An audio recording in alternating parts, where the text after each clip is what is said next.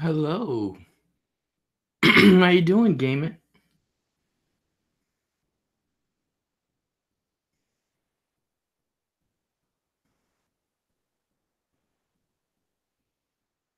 Welcome to the lounge. Trying to get things set up here.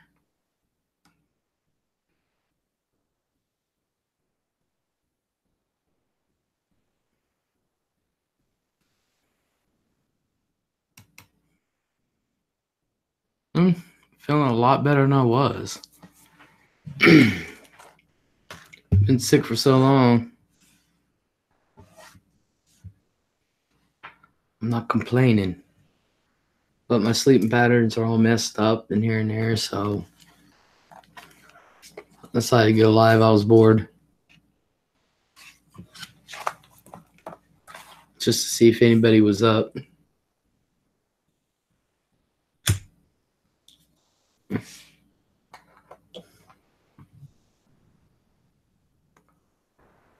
I don't really have a whole lot to talk about.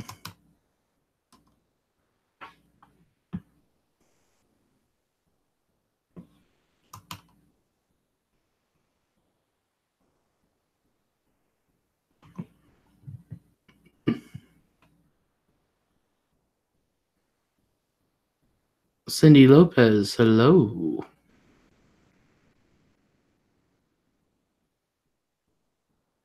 I'm bored. Can you tell?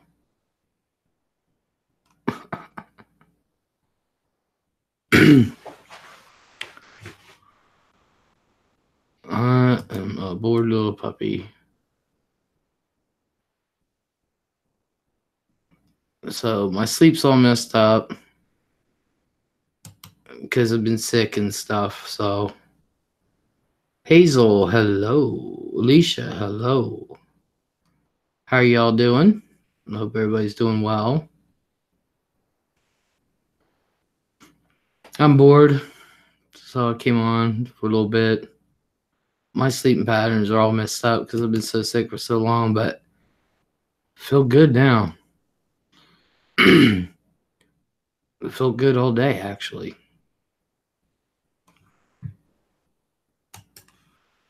So you're bored because you've been so sick. Yeah. Today's actually the first day I felt good. I actually had an appetite. I didn't have that sick taste. Yeah.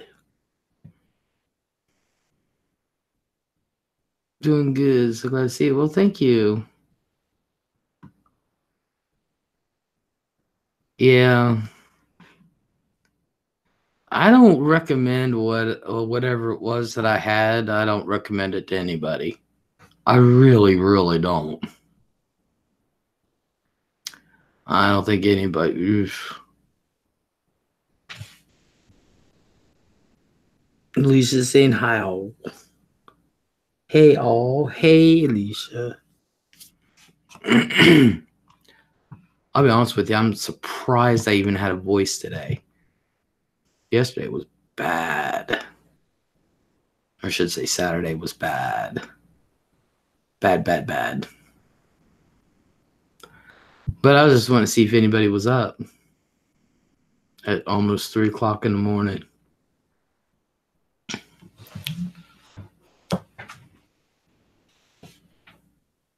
So I should be back, this week doing live streams and get some videos done. I'm going to try to get out tomorrow and get some footage.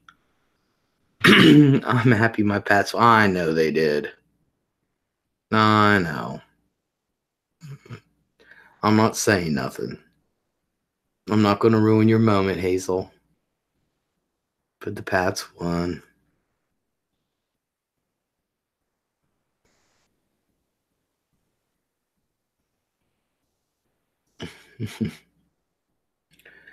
Oh, yeah.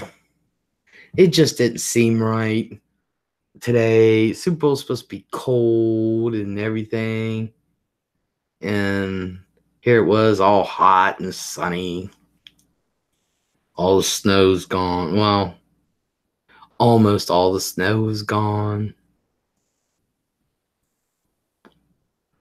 So,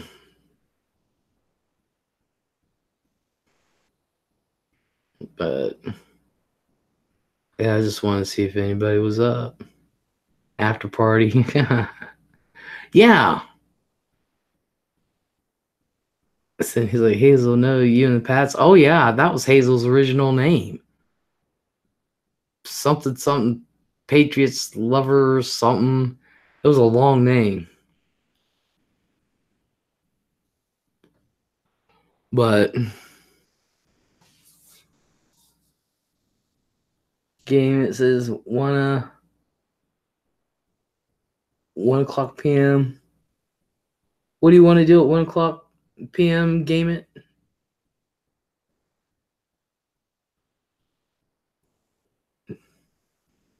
Or did you say something and I missed it? We are singing karaoke at the moment. Oh, awesome. Lynn, the crazy Patriots fan. Yeah, that's what it was. Yeah. See, I didn't forget your original name. Well, I did, but I didn't. Oh, God.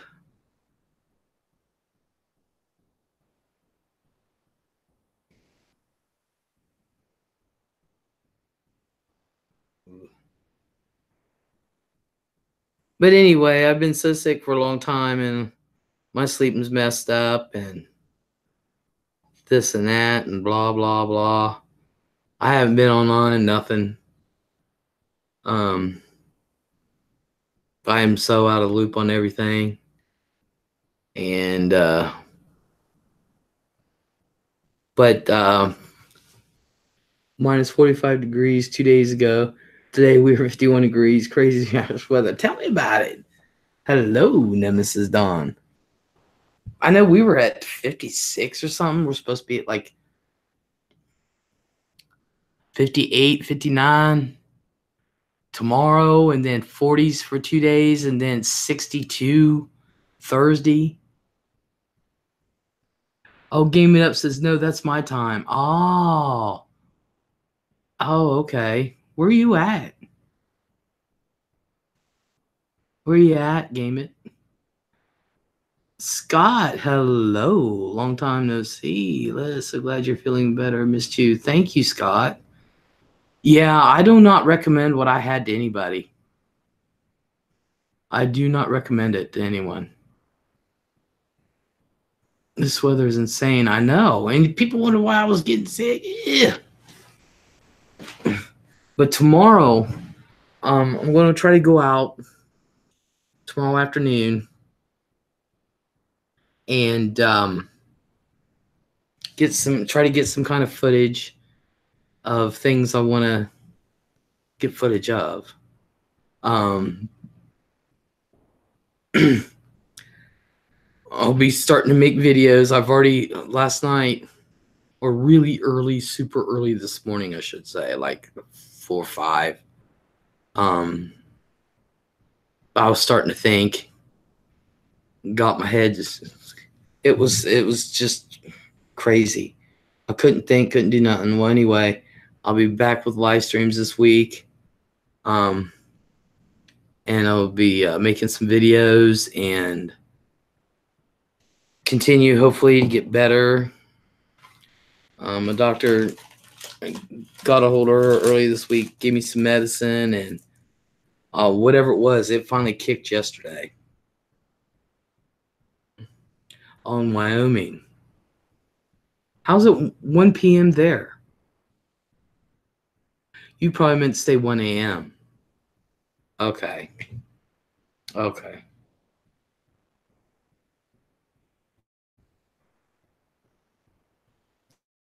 But yeah, I haven't been online. I haven't done anything. All I did was sleep. I was forcing myself to eat because, I got meds to take and, trying to keep my sugar up, even though When you're sick, it goes up anyway, but I didn't need no insulin shots. Let's put it this way. Becky Noblet, hello. Morning, Les. Glad you're doing better. Well, thank you. Thank you. So you're feeling better, Les? Yes, I am. Yes, I am. I spent whatever it was I had, I spent 2 hours in the bathroom in the early morning hours yesterday. Literally spent 2 hours in the bathroom. Literally. I'm not joking on that. And whatever it was finally left my body. And I was so exhausted. I went to bed, finally walked out of the bathroom and just dropped into bed. And I slept like a freaking baby. My poor granddaughter. I've been sick so long. And then today, here I am. I get up early, slept like a freaking baby, and no naps, no nothing, and been playing with her. How can it be 1 p.m. in Wyoming? I'm confused. He probably meant to put 1 a.m. instead of p.m. I'm sorry. But anyway, yeah, whatever it was finally left my body, and I was exhausted. I was about ready to give up. I was going to put myself in the hospital. And I felt good. I actually had an appetite today.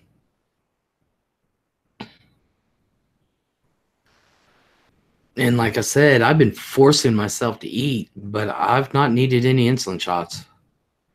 You know, sleep is all part of the healing process. Boy, I did. I dropped in bed, literally dropped in bed and went to sleep. Oh, okay. I was going to say I am missing something, says Hazel.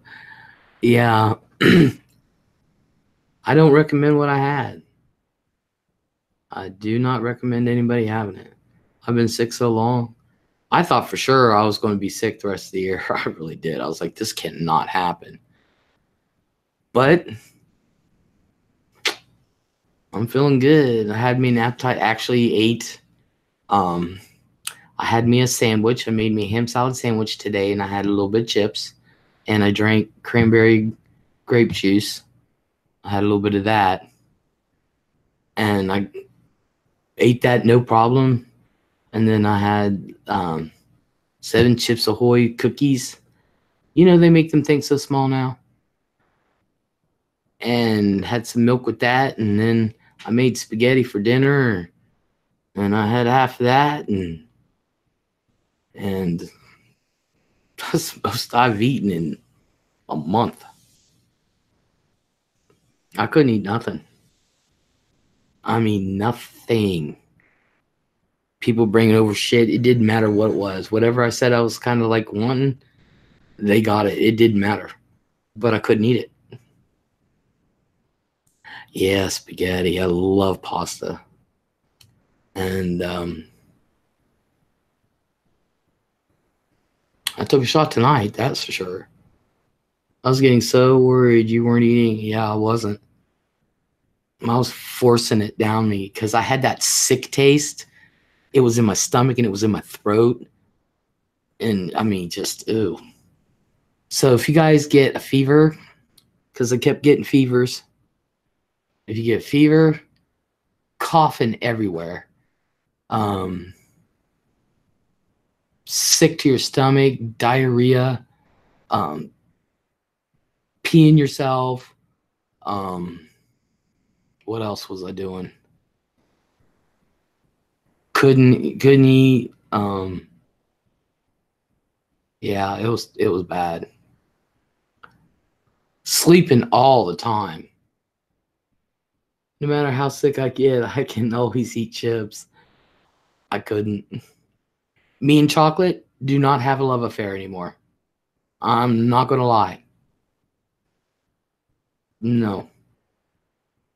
I do not have the love affair with chocolate as I had before. I think that's the only good thing.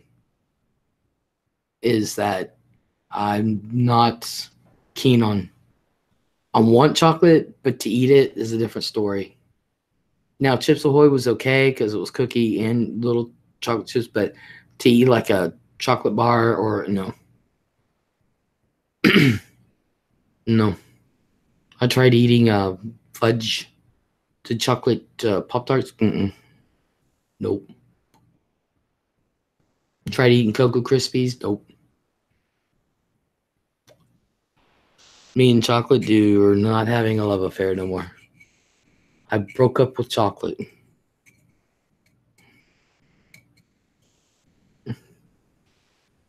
So that's a good thing. Rebecca C., hello. How are you?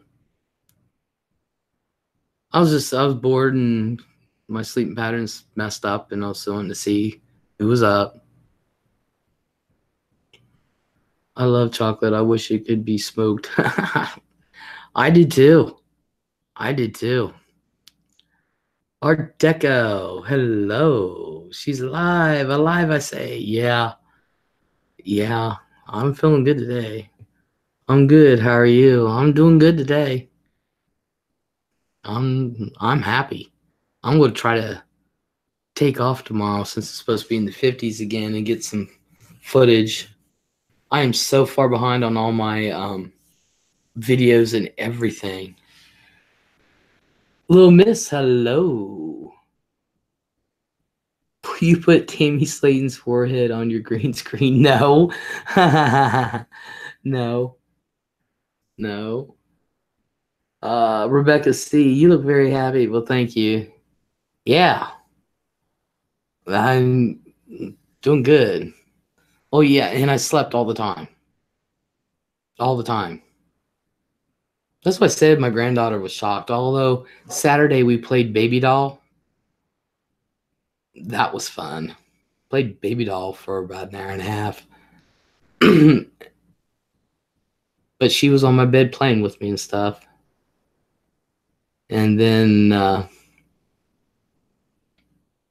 but today, oh my God, I had energy today. I was loving every minute of it. It's supposed to get almost 60 later today, but with crap rain. We're supposed to be in the high 50s tomorrow with rain, but I don't care. So does this mean I can bring the whips out?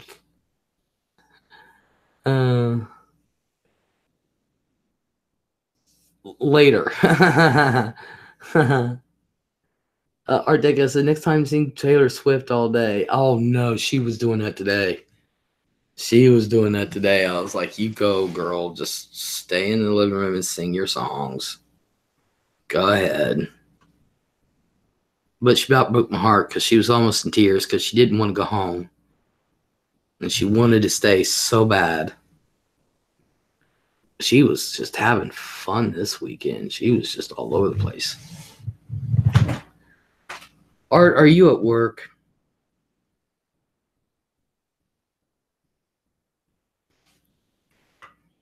But I got so many videos to do. With a JoJo bow in her hair. Yeah, she had her JoJo bows. And then she has a baby doll she calls her daughter.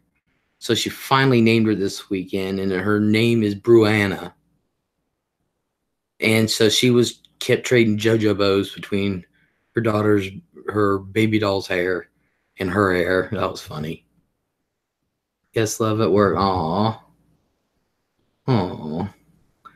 Who is this singing? My granddaughter. She's 8. She was singing Taylor Swift again. Of course, Art likes to remind me of that. But yeah, she likes to sing her Taylor Swift. So, yeah, she's 8. She'll be 9 in June. So we're trying to get her and keep her as much as possible because, she's behind. And the school doesn't offer tutors anymore, and she doesn't get worked with at home, so she's behind developmentally and school-wise and stuff. So We've been working with her, and she's beginning to be a big girl. She's tall enough to she can work the microwave over the stove. So she's been warming up her own leftovers, whatever she wants to eat. Of course, she can make her own sandwiches and things. She gets her own cereal, whatever. I always make sure there's bowls low enough to where, or setting out to where she can make her own cereal. She wants cereal. She gets her own drinks, so she takes her own showers now, which we had to teach her all this, you know. What are some plans for your upcoming lives? Well, this week we are going over Skinwalker Ranch, and I'm going to do a little mythology. And then whenever you have time, we'll go over, and if you want to be on panel, I would love for you to be on panel. Go over what you suggested. So, but this week I think I'm definitely going to do Skinwalker Ranch for conspiracy, and I'm going to do some mythology, and I need to come up with a thing with that. Girl, I'm going to be on Panner. Excellent. Excellent.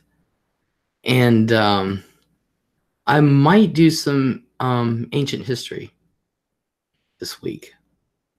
And then I got videos to do. So I've got a lot of catching up to do. A lot. So I need to get a hold of Chris so that way I can work the green screen behind me, because I want to do astronomy and stuff, and I want the sky behind me. But I have to come up with an intro for mythology and ancient history.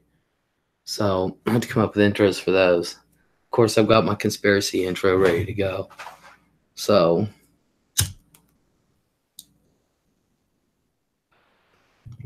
Hazel said, looking forward to it. Sounds very interesting. We're going to try. Ancient history is so interesting. I find it fascinating. I love ancient history. I really do. I love mythology, ancient mythology. I love all that stuff. Let's think about doing another thing on Bigfoot. Actually doing a serious one this time. Van Lufa, hello. Oh my God, Les, you are here. Yes, and so are you, Van Lufa. Yes, I was bored. My sleeping is all messed up. So I was bored. And I said, I think I'm going to go live. So I texted Cindy and I said, I think I'm going to go live. So, yes, Van Lufa. Girl, you'll be kicking butt, taking names and leaving others in dust. I'm so excited for you. Oh, I'm so happy for myself. Ancient history like dinosaurs and caveman or Egyptian era-ish. Actually, I was thinking starting off with ancient history. I was thinking about between the dinosaurs and Egyptian. That kind of stuff. The fascinating stuff. I just love everything about it. Greek, you know,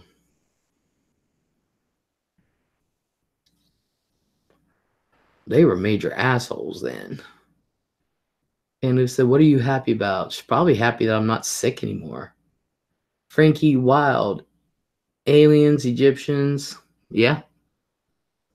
Yep. I'm going to be getting on into all that. I should have already been into all that, but like I said, I've been so sick, and now today's the first day I felt good since Christmas. So, Eric Garcia, hello. So, I'll be getting some footage. No, Les, you said you were happy for yourself. Oh. Oh, yeah, I'm so happy because I'm feeling better. I'm not sick. I have a Um, Finally had my appetite. That sick feeling is gone. This is stuff you used to talk about, Les. Yeah, but this time be more visual. Hopefully soon. But I love talking about this stuff. They definitely support each other in theories and artifacts, etc. Yes, they do. Yes, they do. And there's I want to get footage of places around here. I want to see if I can catch, like, one of the things I've been watching is like these public freakouts. And actually went to sleep watching those. And I want to see if there's anything like that here. And I said something to the girl back in December. I had to drive through a McDonald's one night, and she said, "Oh, it happens a lot, all the time." I said, "Really?" She said, "Come at lunchtime." I said, "Really?" She said, "If you want it, come at lunch." So I'm like, okay. Yeah, it's gonna be more visual. I'll be able to work with Chris as soon as he's got a moment. I won't be so sick and shit. It's been awful. Let's just put it this way. Thank God for mattress pads and like 5 weeks supply. Not really, but several weeks supply of underwear and shit, because thank God for washer and dryer and bleach. Les, roving reporter. Hell yeah. I'm going into Walmart and I'm going to ask people if they believe in Bigfoot. I want to go through the McDonald's drive-thru and ask them for a Braille menu. I'm not kidding you. It's right there on the window. It says Braille menus available upon request. I'm going to say, can I have a Braille menu? I just want to get the reaction. And I want to see if they will give me one. You shouldn't advertise it. I'm going to be like, I should have known McDemons wouldn't have one. I will shit a brick if they do give me one. I really will. I'll be shocked.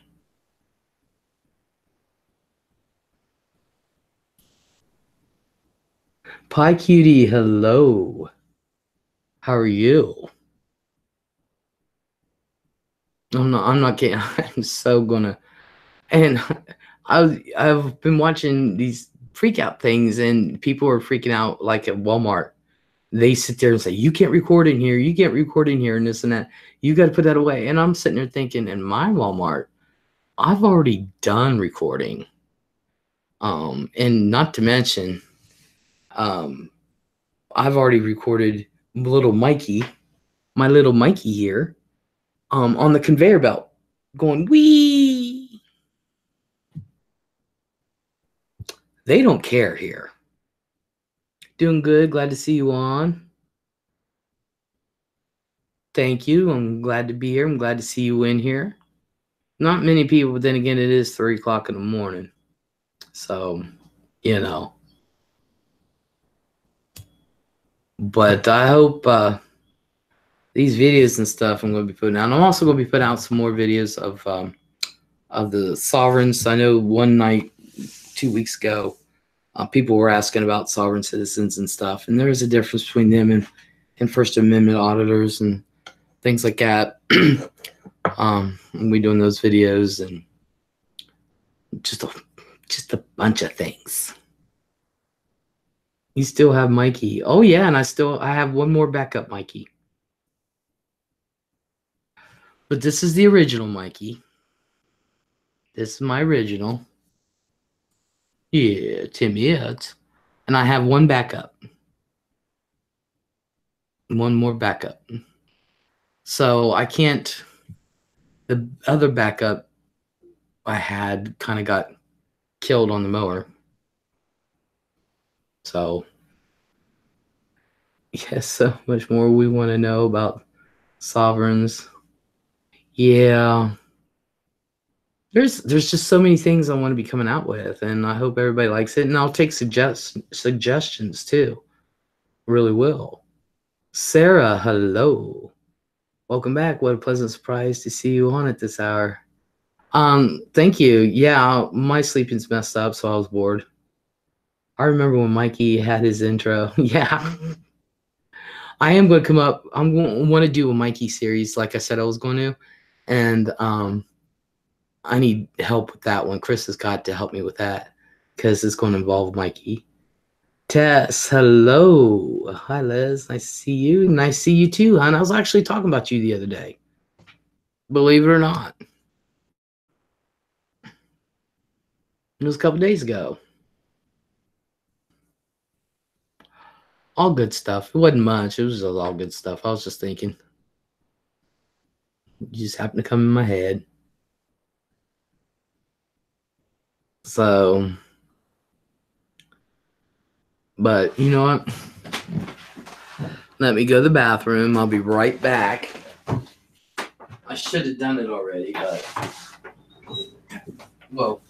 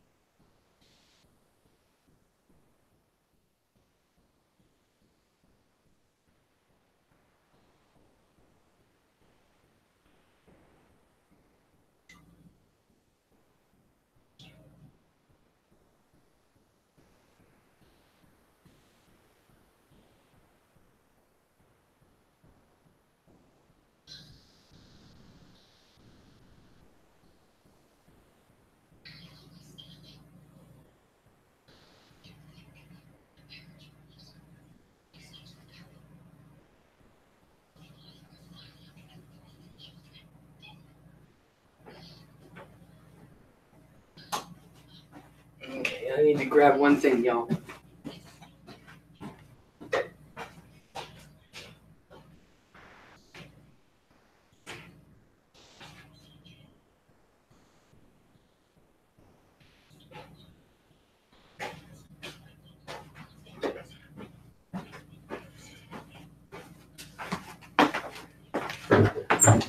Okay.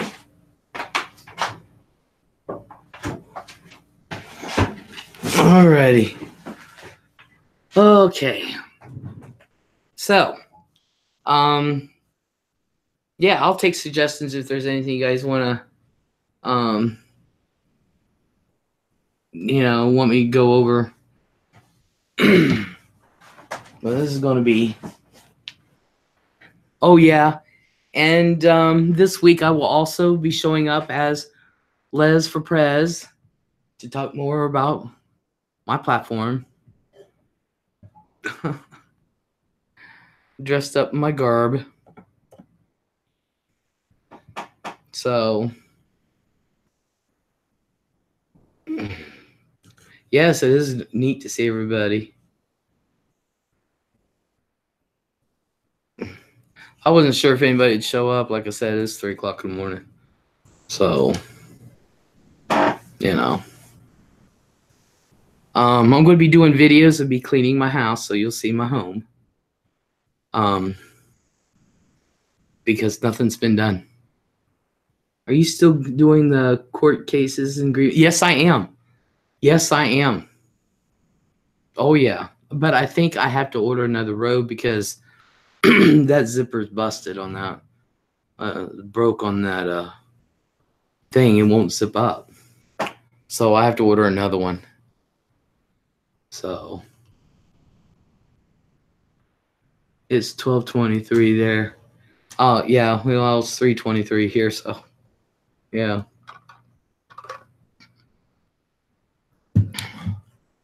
I mean, I've been looking forward to doing this court thing. It should have already been started. It should have, but damn it, I'm going to put out a video when it's officially starting, telling people about it. Like I said, it should have already been, but I've just been sick. I couldn't. Let's put it this way: I couldn't concentrate on anything. I could not. Literally. Even my sister was like, "Oh shit." I could not concentrate. And I knew I was getting better because this morning I was thinking, I was like, okay, here we go. So I knew I was better, and I was like, my mind is going. And it's just been going all day. So I can't wait. I am going to still do some murder mysteries, but probably not as many, not as often. Because everybody's doing them now. And according to the YouTube thing, because you guys know that YouTube's cracking down this year, and this past week, they've already taken down channels. They've hired, and I know this because I was talking to somebody whose brother-in-law literally works for YouTube, and they hired hundreds of people for this year to work at these computers. And these computers have these algorithms to where they can watch a 4-hour live stream in 20 minutes. And they're looking for certain things. And it didn't matter how big or small. The two channels, well, there was more than two channels taken down, but there was two bigger channels, meaning that these channels had several 100,000 subs, and they took them down. They just, and what they're doing is they're going through, and I think they're going back a few years, and they're taking down channels that are hateful and that meet within that algorithm. And what they're doing is they're striking their channels, but they're not doing it one at a time to give people a chance to appeal. They're giving them all three strikes all at once and then taking their channel. Hannah Stout, hello. It's not so much YouTube is getting worse. It's just that YouTube is going back to the way it should have been. And, you know, Google bought them. So this is what's happening. They're losing money because sponsors are pulling away because of all of the shit that's going on YouTube. The hate and this and that and blah, blah, blah. So they said, straighten your ass up.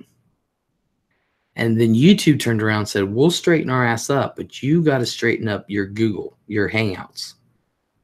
So both of them are doing their thing because they're losing money. Because it's become such a sewer. They want family-friendly content.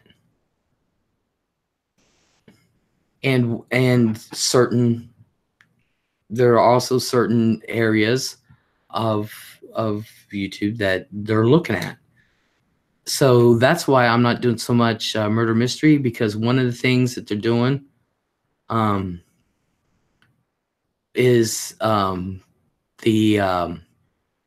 true crime stuff. So yeah, so that's why I'm not going to do it as often. I don't like hate, but I like drama channels. We're going to see. Some will be cut, some won't.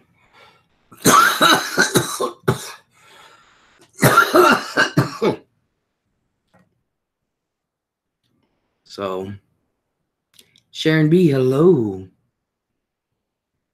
Hey, Les, so glad you're feeling better. I'll be listening. Awesome. Awesome. Anna Grissom, hello. Glad you're feeling better, Les. Thank you. I feel real good.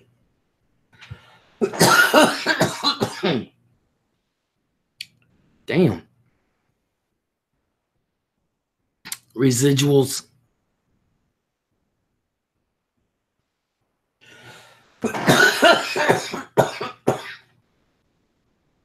I'm surprised I have a voice. Damn it.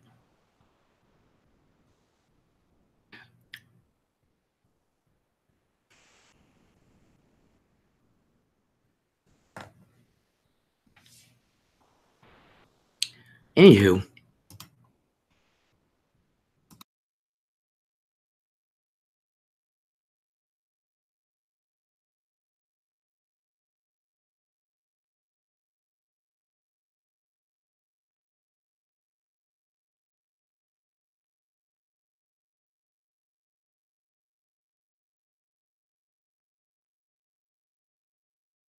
Okay. I have a cold and flu is going around in Bama. I wish that's what I had. At least I know how to kick it.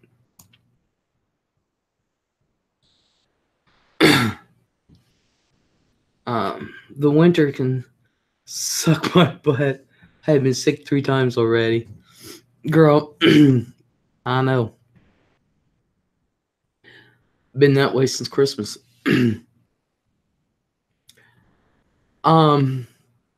Janice Rolfie, hello. So that's what's going on with YouTube and Google. So, which I tried to tell people last year. Katie tried to tell people last year what was coming down the pike. That's why I had to clean my stuff up. I already knew what was happening. YouTube's already started. They didn't do anything for the first, for the first 3 weeks, 3.5 weeks of the year, and then Monday, boom, they started in. So they're keeping to what they said.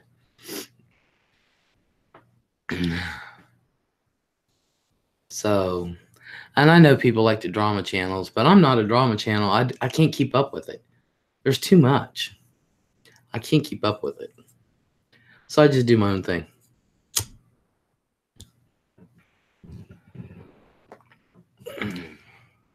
I just do my own thing.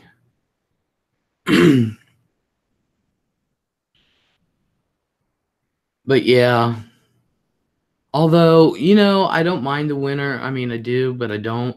We need the cold weather. That's why I was glad the wind chill got below. Because we need some of that shit killed off out there. Dead serious. You need that below zero to kill things off. Bugs and shit. I know we need it. I was pissed off after last year. I was like, what? Because we really didn't have a winter last year.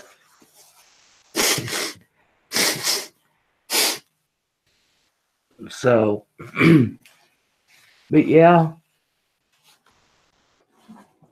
I'm going to take out. So you guys will be seeing my house because I'm going to be doing videos of me cleaning my house because nothing's been done. Sorry, but these channels get how many strikes? Anna's like, it was 70-year, loved it. You know what, Anna? Early, I'm hanging out at your house. I think Rebecca said it was 70 where she lives too. She lives in Texas. So,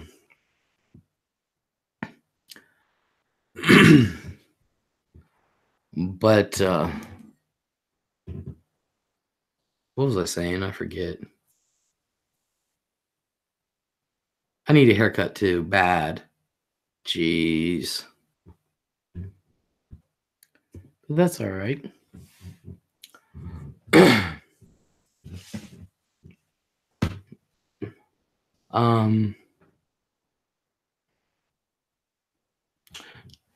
What was I saying? I lost total train of thought. I really did. I want to have. I do want to have some people come to Bama. Have extra room. Don't tempt me. Don't tempt me. Oh, and guess what? I just found out yesterday. Sharon B went cleaning. You can come clean my house. It needs it. It's nothing's been done, y'all. Nothing. Just what little bit I had the strength to do. I just found out yesterday that in Columbus at Easton, which is like the shit part because that's Arnold Schwarzenegger owns that part of it and stuff. Not to mention Arnold's always here in freaking Columbus. Why doesn't he just buy a house here? I'll never know. He loves Columbus. So much so, he invested in the fucking town. Well, anyway, they opened up Legoland,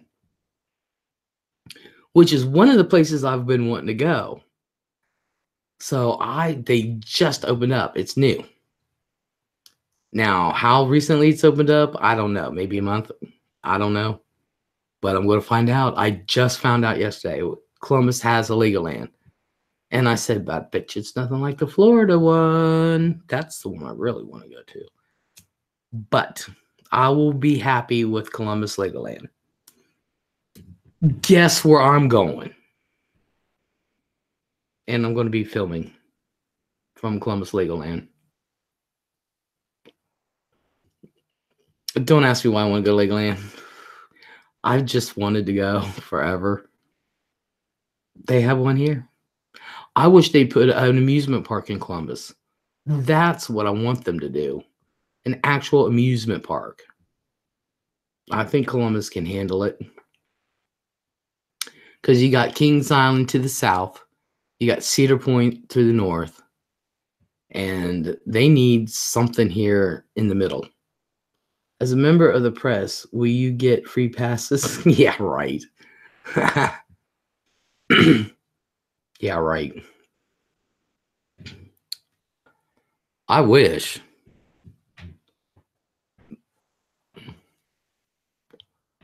You never know. But I'm going to go to Legoland sometime. Dead serious. And one way or the other, I'm going to get my season pass or my year membership to the zoo this year. One way or the other.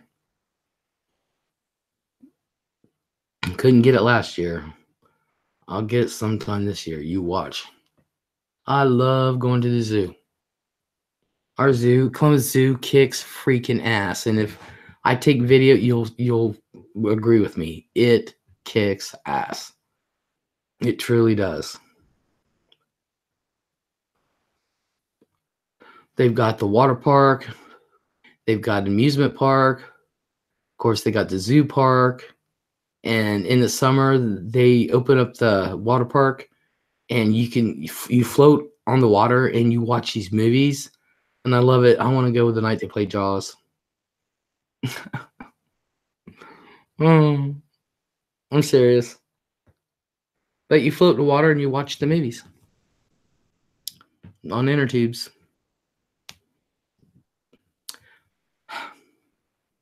And of course, as a ticket, as a membership holder, card holder, whatever you call it, for members, yeah, we get best seats. We get in first and shit like that.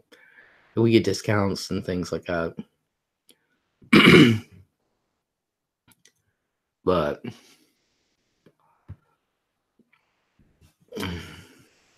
I will make it to Legoland soon. You watch. You watch. Let's see. What else is there to talk about right now? I'm just thankful I'm better. I'm not happy with the state of my home, but because I've been held up in my room.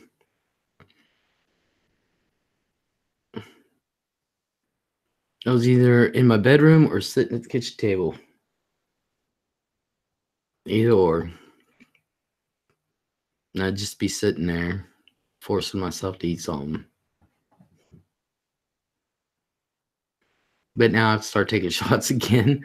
I haven't needed to for so long. My sugar was low. So that YouTuber Austin Jones is going to prison. Who's Austin Jones and what's he going to prison for?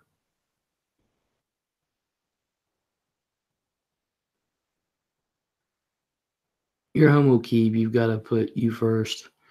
I have. But the good thing is, at least I'll make videos with me cleaning my house and mopping my floors and everything else. The floors ain't been mopped at all. But that's all right. It's okay. Set up the tripod and go to town. Dead serious. That's all I got to do.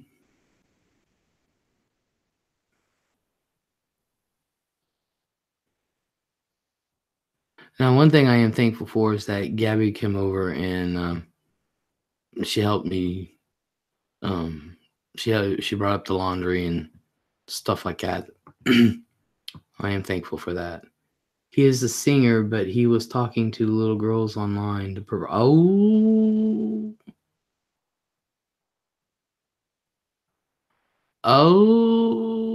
He should. He really should. Pervert. I'm going to get triggered in a minute. Dead serious. Jeez, cow. Stick to people your own age. Come on now. And you know what's weird is that I heard Into the Night by Benny Mardones. I heard that the other day. And I'm like, today's age, he'd been in jail just for doing that video alone. Unless that girl really was 18. She just looked like she's 16. Hannah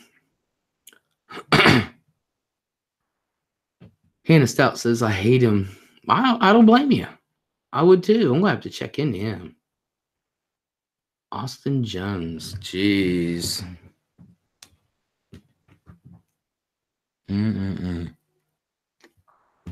Stick to people your own age.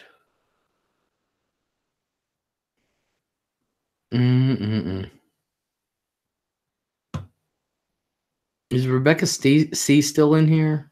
She may have left. She may have said, see ya.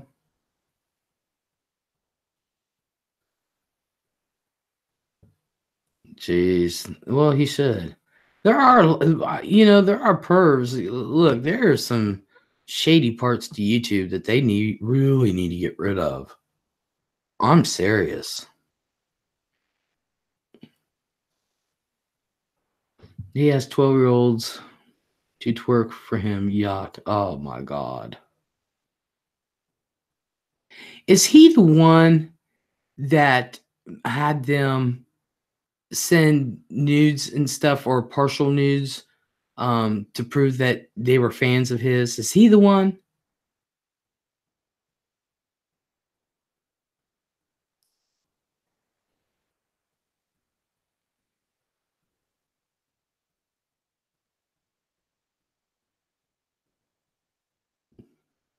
Okay. I did hear a little bit about it. Not much, but I did hear a little bit about it. Fuck him. Screw him. Gotta watch my language. It's one of the things. Asshole.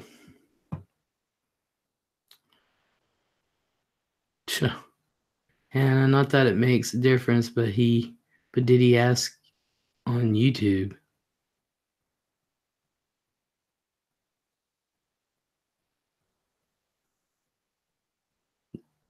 Really, it doesn't matter.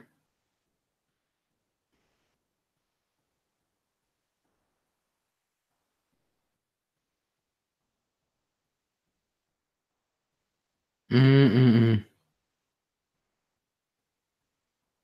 Assholes. Cast on Instagram.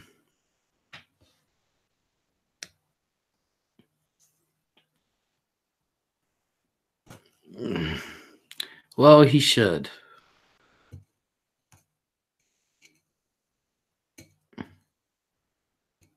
He should go to jail.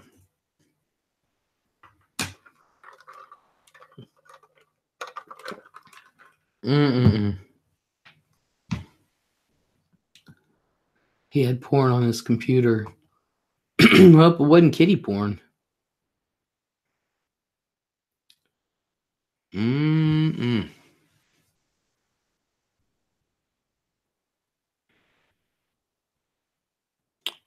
Mm-mm-mm.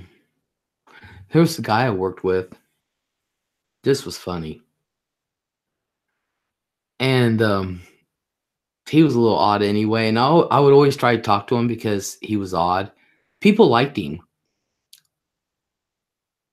You meant child porn. Oh, jeezy cow. But there was a guy I worked with over here at Walmart. And there was this clique of people. And I would talk to them individually, but if they were all in a group, they wouldn't say hi. And I'm like, please say hi to me and talk to me any other time. Well, he was one that would barely talk to me at all. And I was like, there's something weird about him. I said, he's just weird. Well, one day we're at work, and next thing I know, I'm in the back and I see him barreling through the warehouse. And um, I'm like, what the hell? This guy is running all over the store. Tornado Girl, hello. So he's running all over the store and he's kind of dating this girl, Kissy. And I knew her from when she worked at Kroger and stuff. So that's why she talks to me, because I would talk to her at Kroger. Well, anyway, I go out in the front and there's these cops. She went, night, night. Are you going to bed? Well, thank you for coming in and saying hi, Tornado Girl. Nighty night.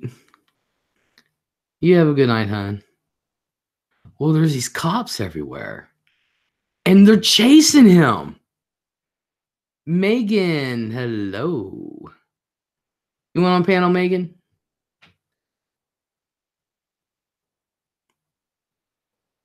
And so they were chasing him. Well, he tried to go out through lawn and garden and they got him. And I'm like, what the hell? Come to find out, he was busted. They got him on child porn. And they traced him to his computer.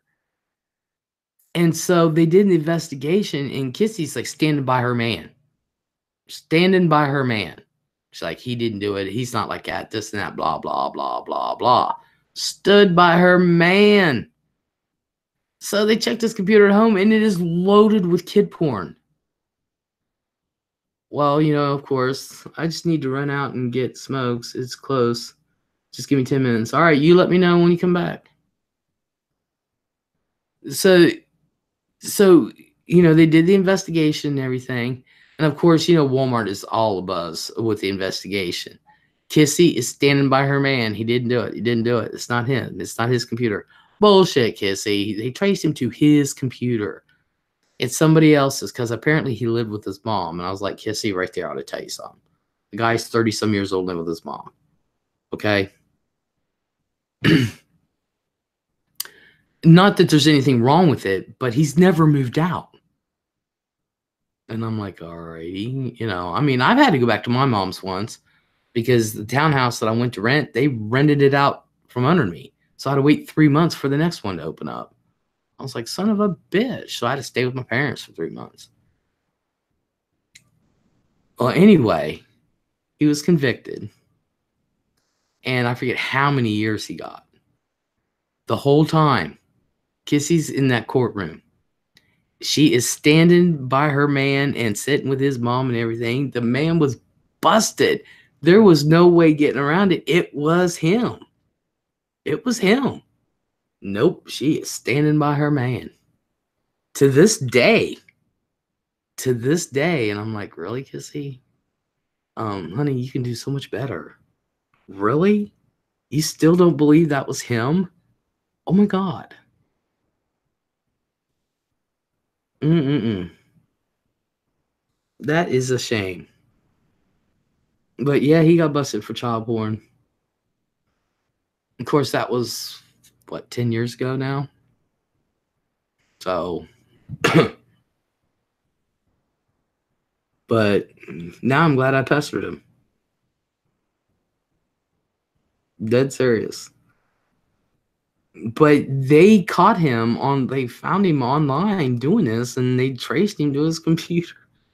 I'm like, holy shit. He's in the paper and everything. It was great. It was. It's not great what he did at all. Half the guys at Walmart literally wanted to kill him. Literally wanted to kill him. They were pissed because half the guys in there were dads. Even Kissy's brother. Who I thought was just as cute as he can be. His name was Charles. I called him Chuck. And he's just as cute as he can be, balding and everything. Oh, he was just adorable. And, but even her brother was like, I want to beat the fuck out of him. And I said, what is up with your sister? He's like, I don't know. And he's like, me and mom and dad were like, what the hell's your problem? You know, I don't know. She's still standing by her man. So I couldn't do it. Because I would look at him and go, that could have been my granddaughter, motherfucker, and plowed him. You know, I couldn't do it. No. There's plenty of others out there. Good God, you got a woman your age. What the hell? Really? Really? Do you really need a kid? Really? You don't understand. You don't know what love is. Oh, yeah, I do. And I understand you sick. I understand you have an issue.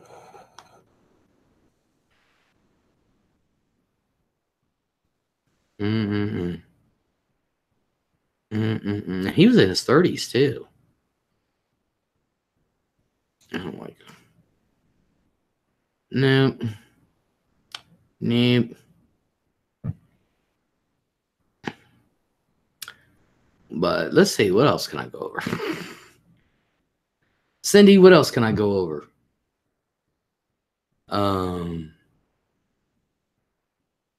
There's Megan. I thought you were supposed to be going to the store.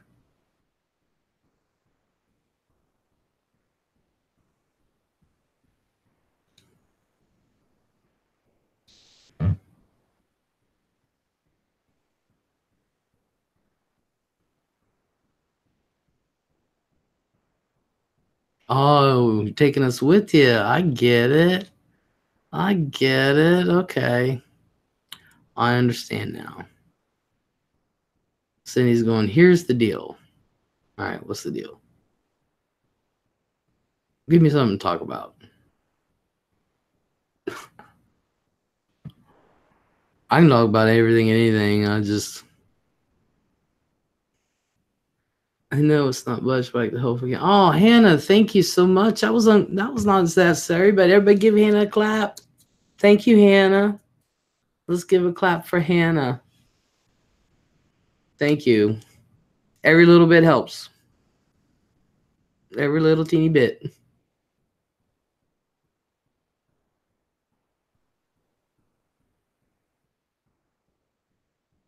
Let's talk about my thieving dog that I'm chasing. Killed by lime juice, the poor dude. Who was killed by lime juice?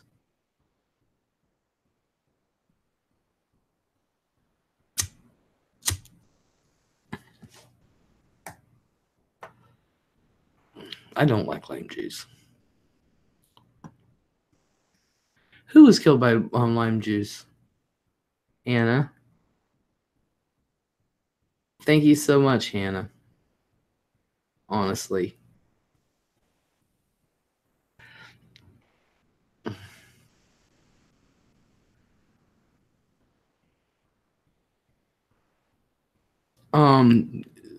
Like I said, well, I was talking about Bigfoot earlier.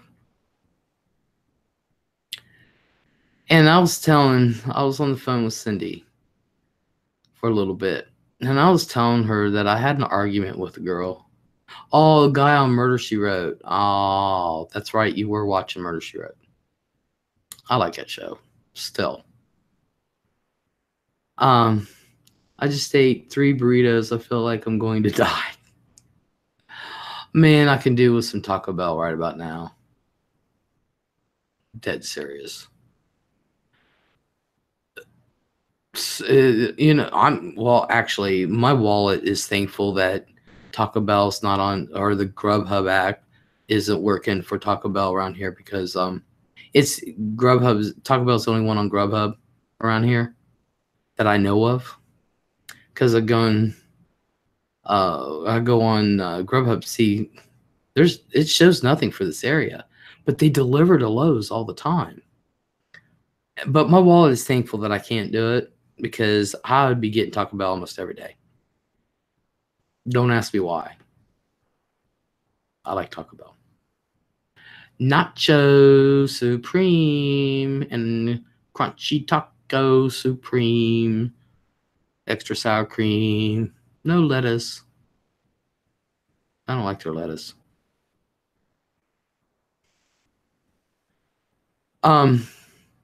So we're talking about Bigfoot, and I ended up with an argument with this girl, a friend of mine's friend, is that who it was. And I'm like, well, you don't need to come at me. You don't know me, first of all. But here we are at Red Lobster. This is when I had money. And this is when I was working and made good money and shit like that. But we had this argument about Bigfoot in the middle of Red Lobster. And I was just asking Erica, I was like, do you think he exists? And she pipes in, he doesn't exist. Oh, really? She said, yeah. And I said, how do you know?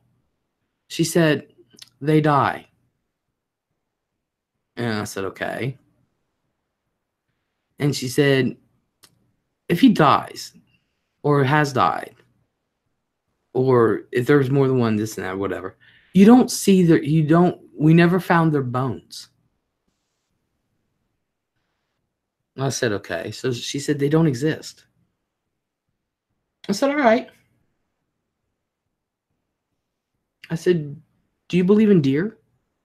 Do you think deer exists? She's like, well, of course. Do they die? Yeah. Have you ever seen deer bones? No, but I'm not in the woods. I said, okay. Well, you're not in the woods either with Bigfoot, but she's like, no. I said, but you know deer exist, yeah? But you never seen deer bones? No. I said, neither have I.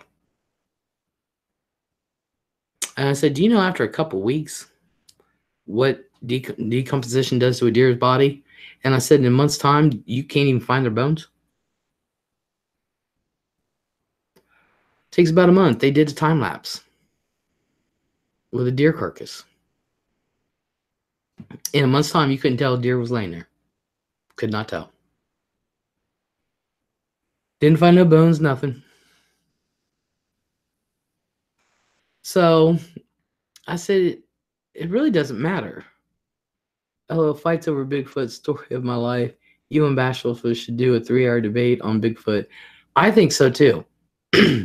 But if it wasn't for that one guy, all right, you guys have seen decomposition, animals eating at it. Yeah. what it is. But the point I was trying to make it was they thought pandas were a myth until about 500 years ago. Pandas were a Chinese myth. You don't know.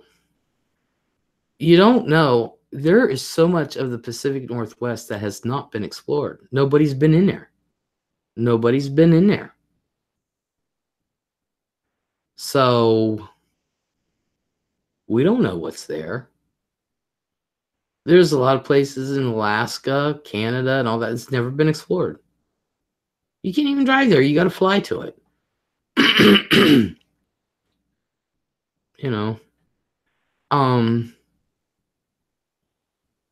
But if it wasn't, y'all have seen that footage of the infamous footage of Bigfoot walking and then he turns around.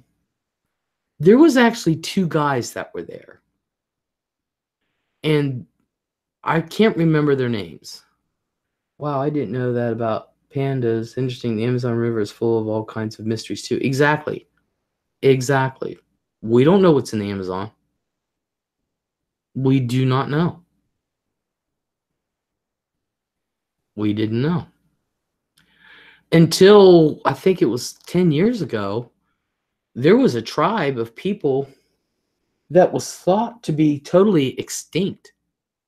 And they're no bigger than what you would call a hobbit.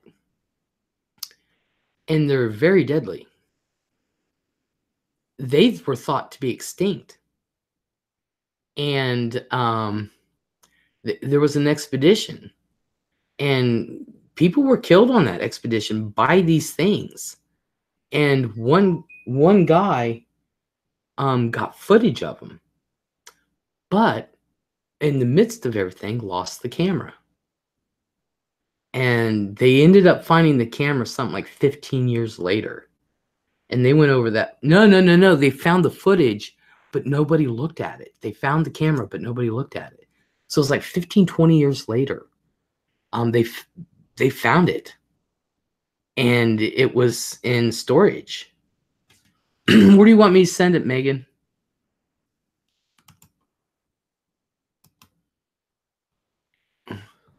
Anna, thank you so much. And you have yourself a good night. And thank you for coming in. Thank you. Well, they found the camera. And they looked at it. And they found the footage. He was telling the truth the whole time. What's the email on that? He was telling the truth the whole time. And this was like, they found this out something like 10 years ago or something like that. And the guy ended up dying. But he was put in prison for murder. He didn't do it. And so we don't know. We really don't know. But the guy with the famous Bigfoot footage,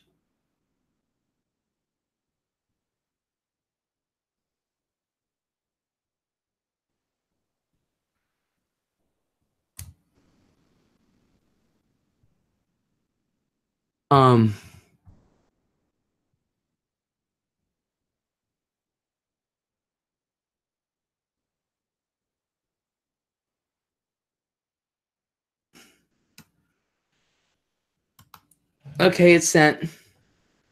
Huggy Bear, hello.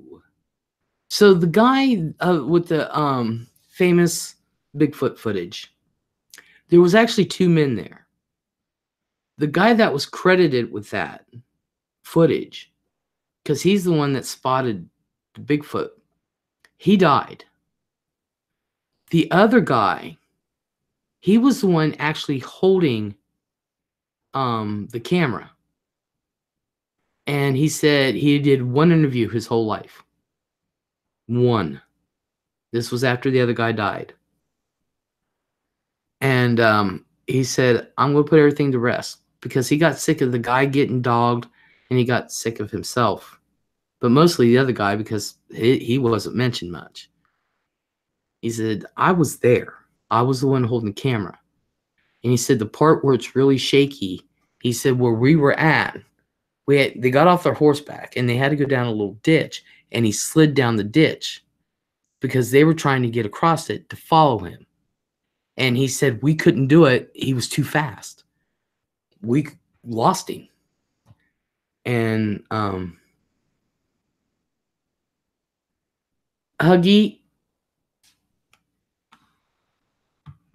now I'm not going to allow that through because it's customary to ask the channel creator if you can do that. And I don't allow somebody just to automatically do it. It's customary to ask.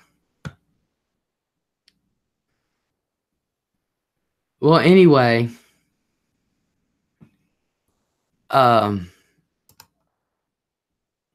so he said they were riding on horseback, and the other guy spotted it, and he said, "Get the camera." And he said, "I think that's a Bigfoot."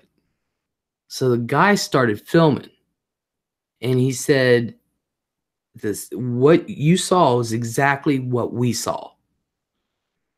And he said, "I know what a gorilla looks like." It wasn't no gorilla. He said, "That was not no man in no costume." And he said, "That was not no bear." He said, "What you saw is what we saw." And he started recording. It's okay. It's just customary to ask. Megan's blog. I don't see the invite. I sent it through Hangouts.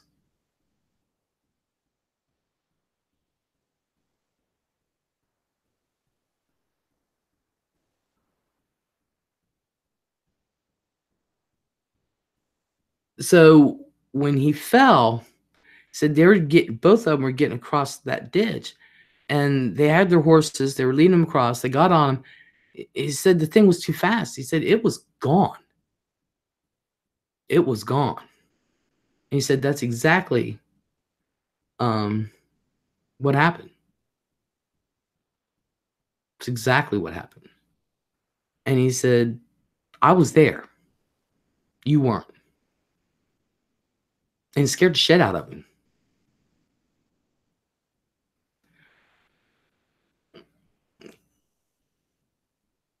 Huggy, you can post it in the chat if you would just ask. There were 4 SeaWorld guys on a boat. 3 of them died, and the only survivor said they got killed by the Loch Ness Monster. Everybody thinks the guy is a liar, but I believe him. We don't know what's in the loch. We have no idea. We don't know what's in the loch.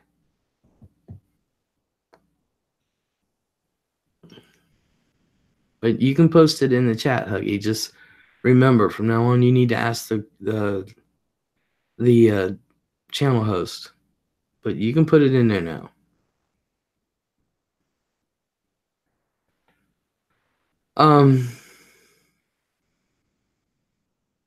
But we don't know what is in this world. We don't know. We definitely don't know what's in our waters. Everybody says space is the final frontier. Try looking into water. That monster ate his friends and coworkers.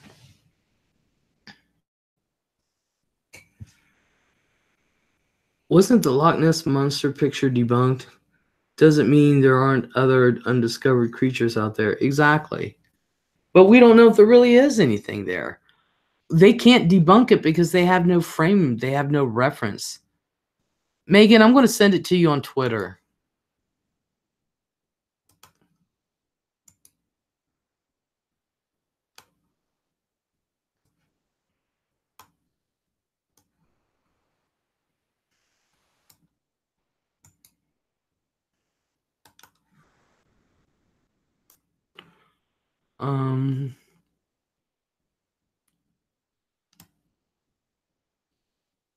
I believe the Loch Ness Monster is a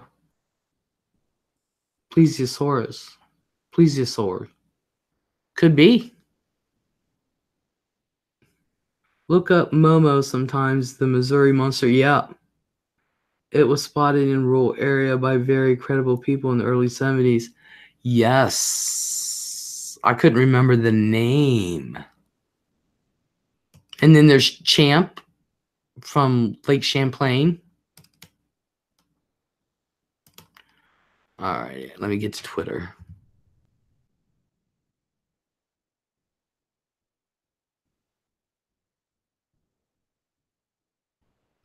Okay.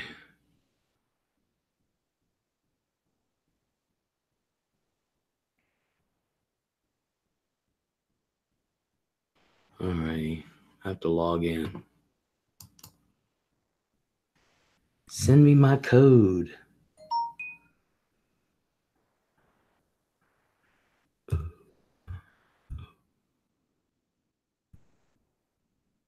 Dun, dun, dun, dun.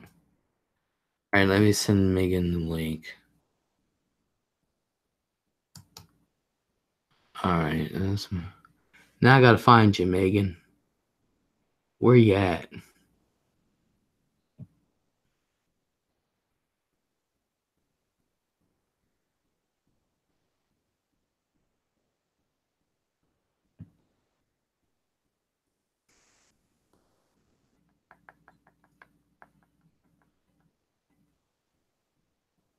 There you are.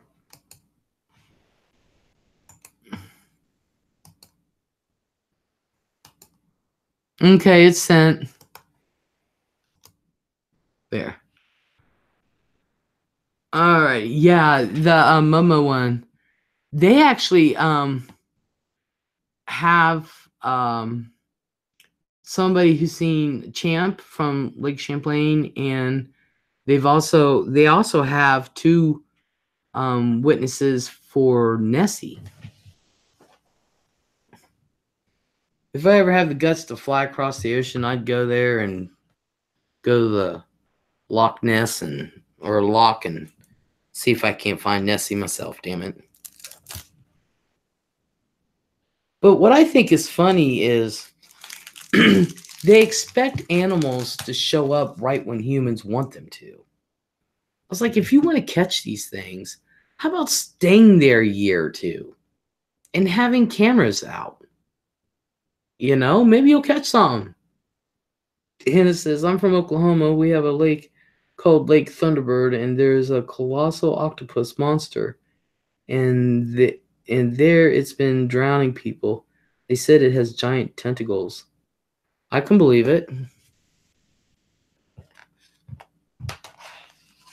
I can believe it. We don't know. Check the waters. That's one of the final frontiers. Haven't checked the waters. Megan, hello. Hey. Good. How are you? I'm good. We are chatting, as you can tell, about things that could exist. Right. That's always an interesting topic. Well, yeah, like the Loch Ness Monster. You're the one that's crazy about the what's his face? What is he again? Bigfoot. Yes. Yes. Sorry, I am talking sloppy. It's okay, Hannah. What did you say, Megan?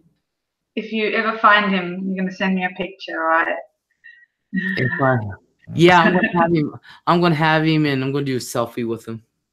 Yeah, for sure. Yeah. Hey. Hey, Cindy. Thank you. You're sweet. But you never know. You know, this gigantic octopus. They didn't think there were gigantic squids, and there are. And the king crab was a big thing as well once upon a time. Do you remember that?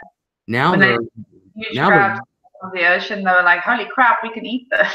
Yeah, now they're good eats, you know.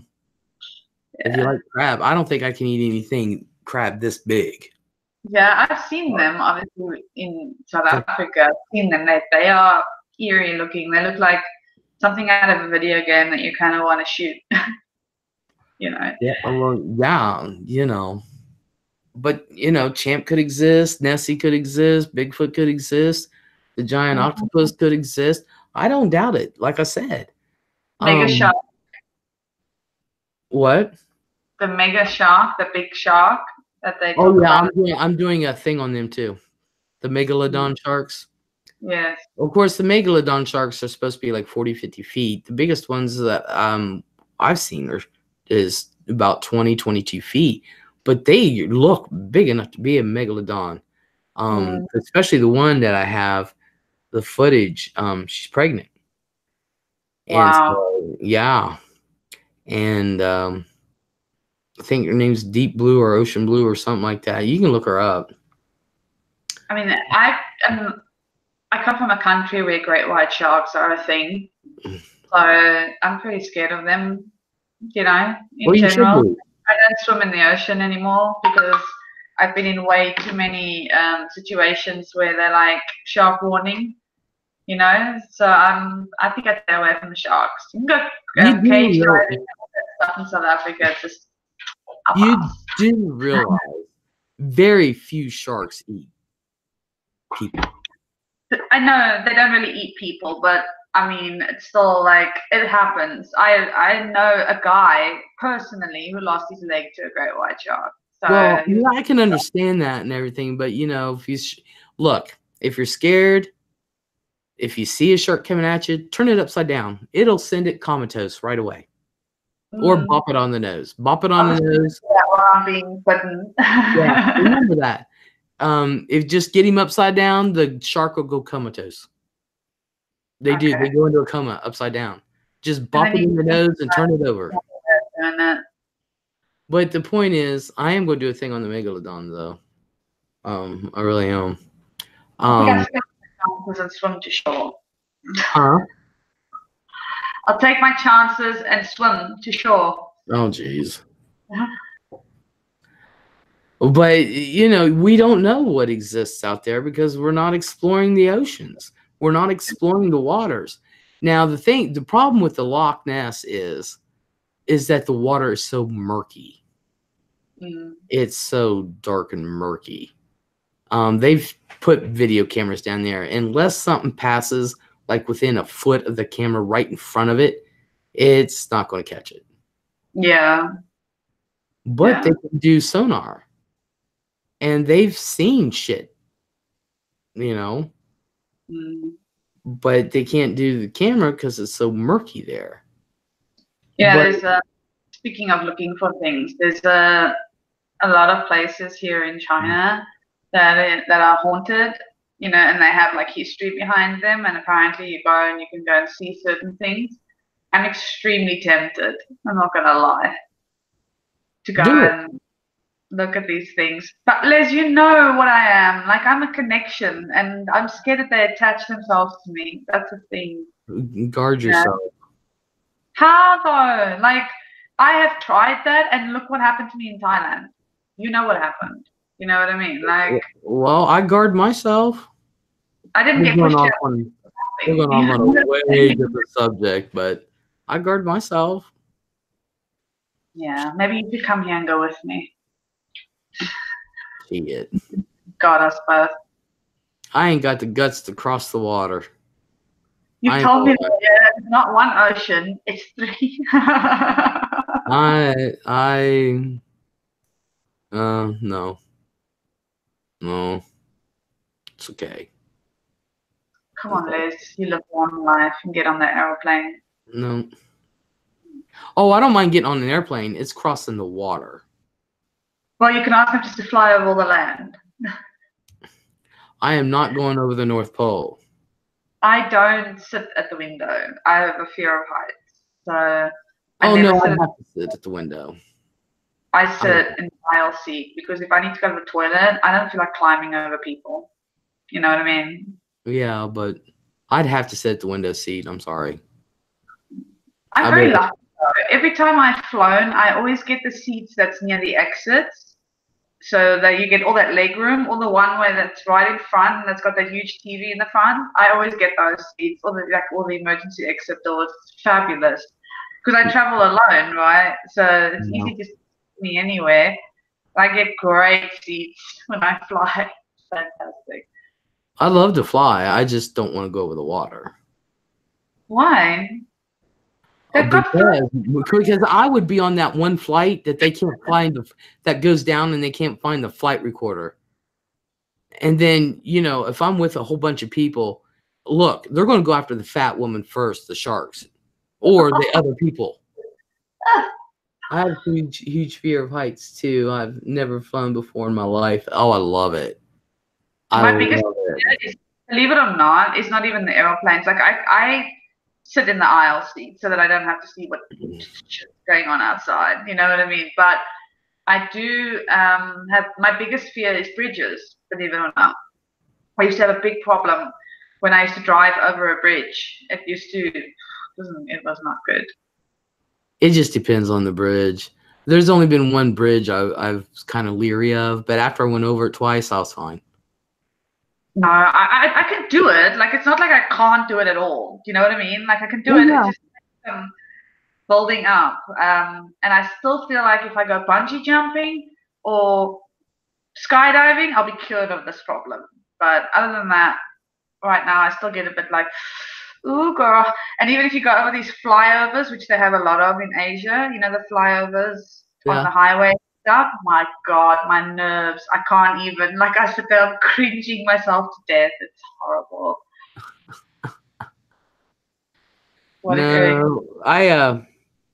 No, I love to fly. I don't know. You're going to have to come here. That's all there is to it. Okay. You have to come to the States. I know. I am too old now. When I was younger, I wouldn't have cared.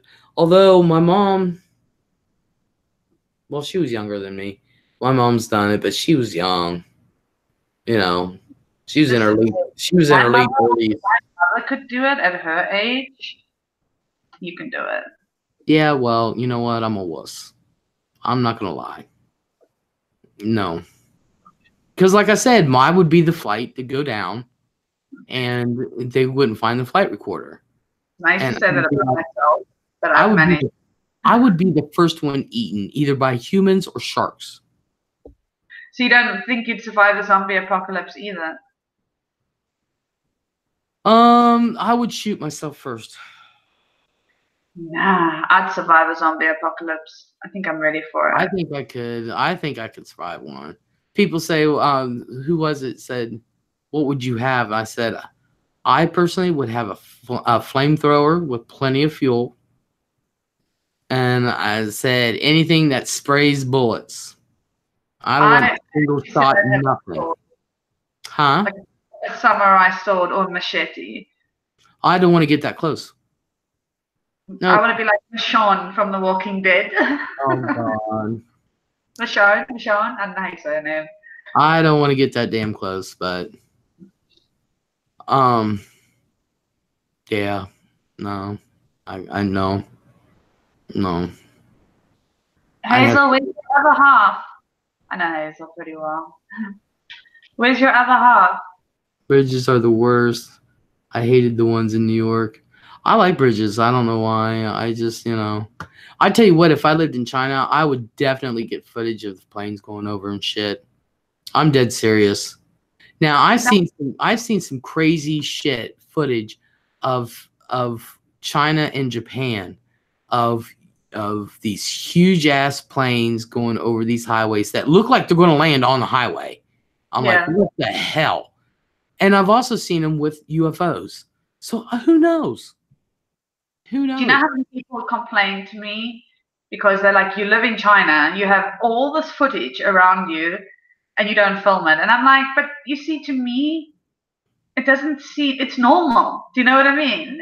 So for me, it's like, is that exciting or is it not? They're like, hell, if you just walk to the corner shop to go buy your smokes, film it. You know what I mean? And I'm just like, yeah. We're all like that, you know, really. Because if I lived in New York, I'm sitting there thinking I would be filming everything. But if you live there, it's like, this is normal shit. Why would you want to, you know, why would you want to see this? You know, but, you know, Connie Baldwin, hello. Glad to see you around. Hello. Yes, I'm feeling good. This is the notification I've seen in a while from you. Because I've been sick.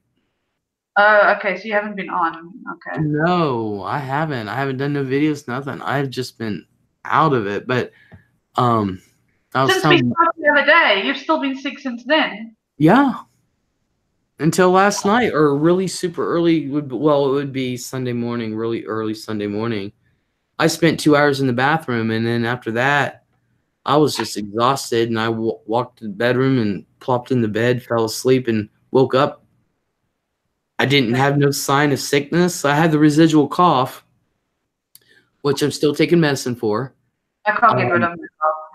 Yeah, that's gonna be the last. That's going to definitely be the last thing to go. But I still have that, but no sick feeling because I was forcing myself to eat because I couldn't eat, Yeah. and people were bringing food over because if I even said I was in the mood for something, like I just mentioned, I would like to have a pan pizza from Pizza Hut, and they said, "Would you take one from Papa John's?" I was like, "Yeah." Well, it looked delicious, and I was able to eat half of one. Right. You I've know, been feeling, honestly, I've been struggling with this cough of mine for more than 2 months. But lately, my problem is, and I still have it right now, is headaches. And I'm wondering if it's my eyes because I haven't updated my prescription in like 7 years. oh yeah, So I'm thinking it's my eyes because, I mean, like I'm sitting here right now doing artwork and like I'm struggling and I have all the lights on. Do you know what I mean? So I'm wondering if it's not that, if it's my eyes. it could very well be. Connie, it was a half a piece. It was a half piece. I haven't been able. I've been forcing myself to eat because I had that sick feeling not only in my stomach, but it was in my throat. Mm. I That felt like that when I had the full blown respiratory infection. I thought I did there for a few, but my lungs were fine. It's just they're fine now. Um, but it was God, I was sleeping all the time. I was diarrhea. But when you called me that day, I could see you were not well. You know what I Yeah, mean? Like I could see you were. That was a hard phone call to make for you. Like you were struggling. yeah. I was diarrhea. I was peeing myself. I was not to be gross, but I was pooping and peeing myself in my sleep. Um, I was throwing up. I kept having fevers. I don't know what the hell this is, but it's taken this long. And the doctor, I called early this week, and she called me in some shit. And finally, by yesterday, everything broke. And Did they today, give you a diagnosis at least or not? huh? Did they give you a diagnosis or not? I was just cold and stuff, you know. But I said, you guys don't understand. I said, when I get a cough, I need the strong shit because this other stuff don't work. And I said, if I start to get sick, I need an antibiotic. I can't fight it on my own. Right, I understand. Let's see, Connor said, yeah, we need to try to eat. Viral can't give you an antibiotic. Yeah. Yeah, I need to try to eat or you will get weak for sure. Yeah. This is how little I was eating, although you can't tell it.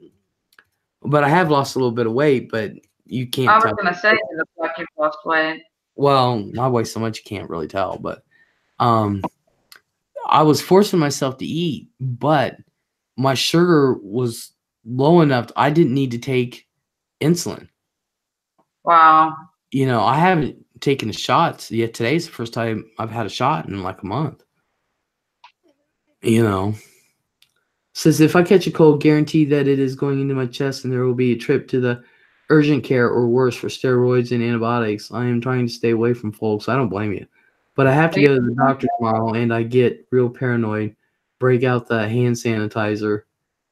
Connie, she's been on both. Yeah.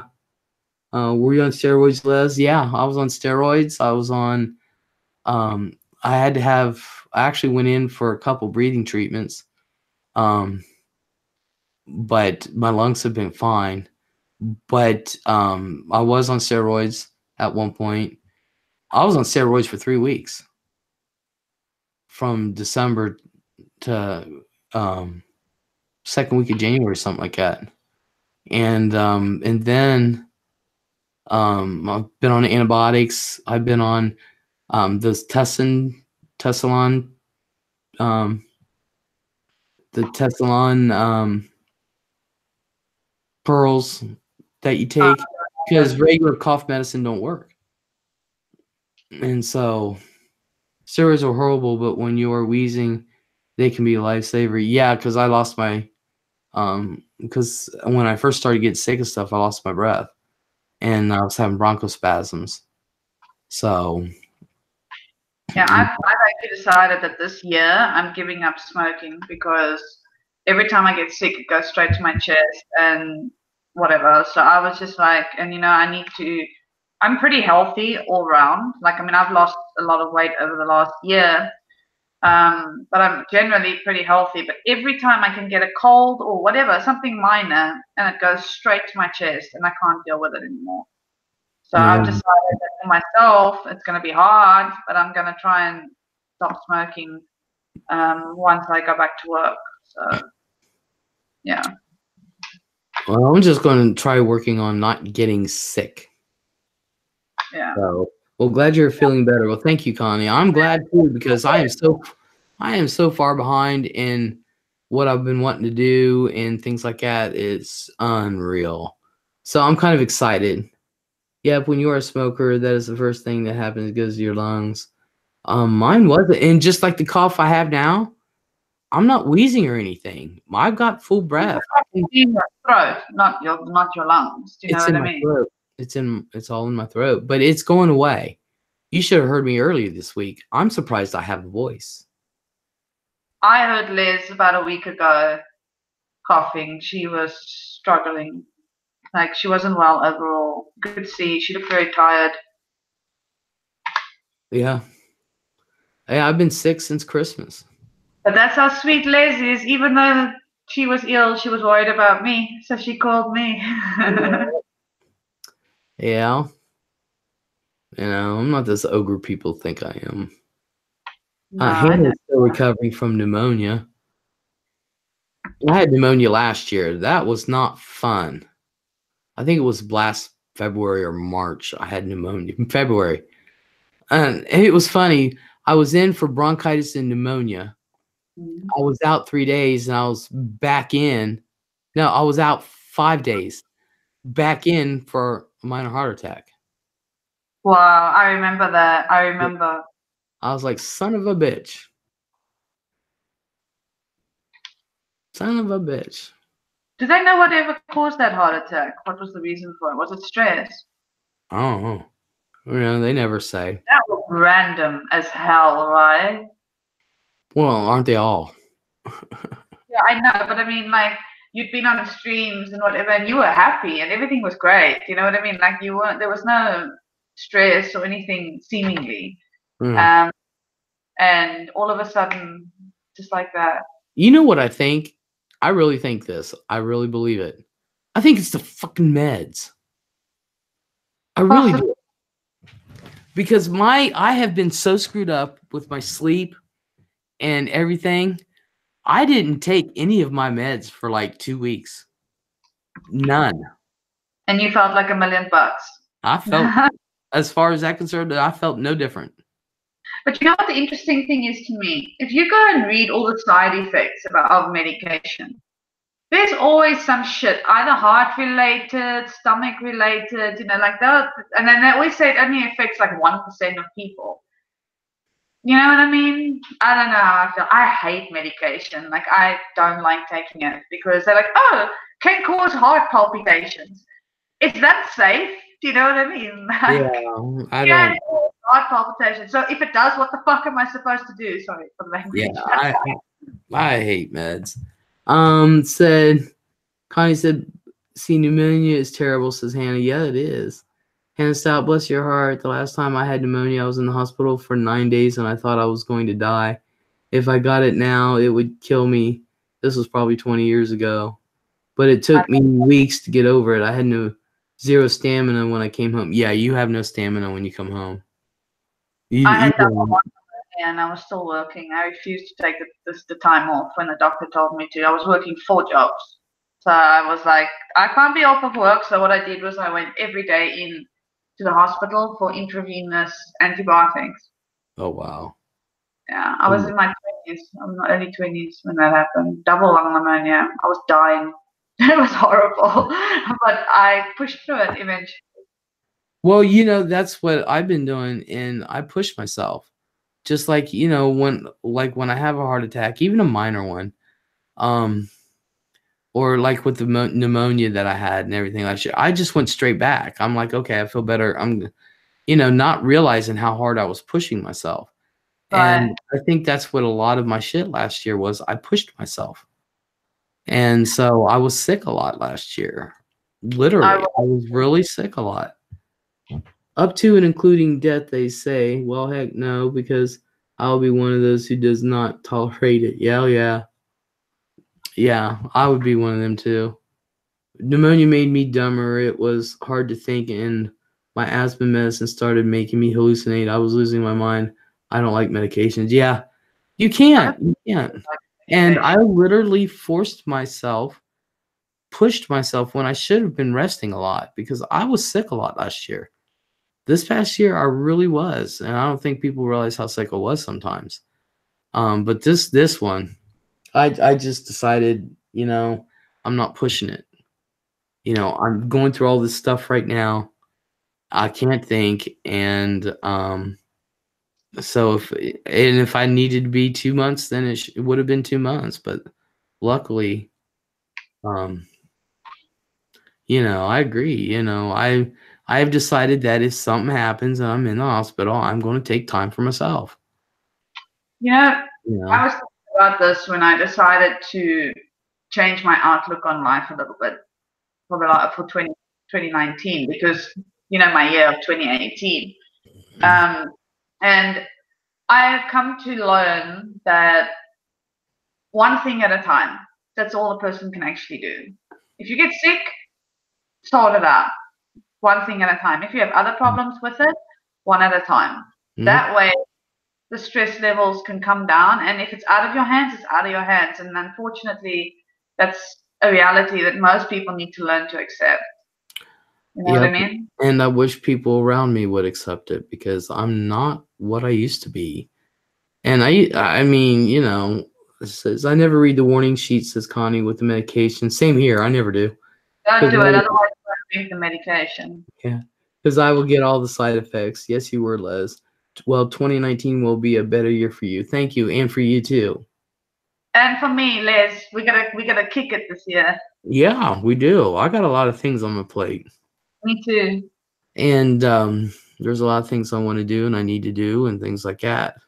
But I wish people around me would realize how sick I can get. I'm not going to push it anymore. I really am not. I can get really sick, and I wore myself down. And this year, I'm not doing it. I needed the time, and I took the time. And I came on, one day for a couple weeks to let people know I was alive. But I'll be honest with you, as soon as this thing was over, I was done for. I was in bed. But it's it takes a toll on you. People think it's so easy to sit here for hours and doing, this. But it takes a toll. Like, it's tiring. They think you're sitting on your butt doing nothing. But here, you know what I mean? Like, it takes its toll on a person. And when we spoke about it a while ago, like last year sometime, that we're not going to feel guilty anymore if we have to take time off because you're human. You need time off the same way everybody else needs time off. When I took that time off last year sometime, it was the best decision I ever made. Yeah. Or my mental health, mostly. But like, I didn't feel so like the weight of the world was on my shoulders, and which immediately gave me a sense of relief. I actually started doing things that I enjoyed again. And I was like, you know what? When I do this again, it's not going to be every day like it used to be. Well, yeah. I mean, Connie says that way you are not overwhelmed. Good idea. And then she says, my daughters are always offended when I get mad if they if they drink from my drink when they are sick, and I Lysol everything down. But heck, I don't want to get sick, and since the breast cancer, I'm afraid to get really, really sick. I don't blame you either. I got a can of Lysol sitting right there on my counter. I have hand sanitizers everywhere. I live in an Asian country. I mean, I Lysol shit. I'm constantly. If you guys ever seen me, like even when I cook, I am constantly washing my hands. Constantly. Land of swine flu, you know. Yeah. But I think, see, one thing is that I do enjoy making videos more than anything. I enjoy hit the remote. A lot of people don't think about the remote. Yeah. Yeah. I truly do enjoy making videos more than anything. And I like being out and recording shit more than anything. I noticed that, Les. I bleach down my kitchen after every meal. Yeah. Oh, we used to have stockpiles of those Lysol and the Clorox wipes. We used to have stockpiles of that. We got to build it back up again because I couponed like a mug before. But I truly do enjoy making videos more so than doing live streams.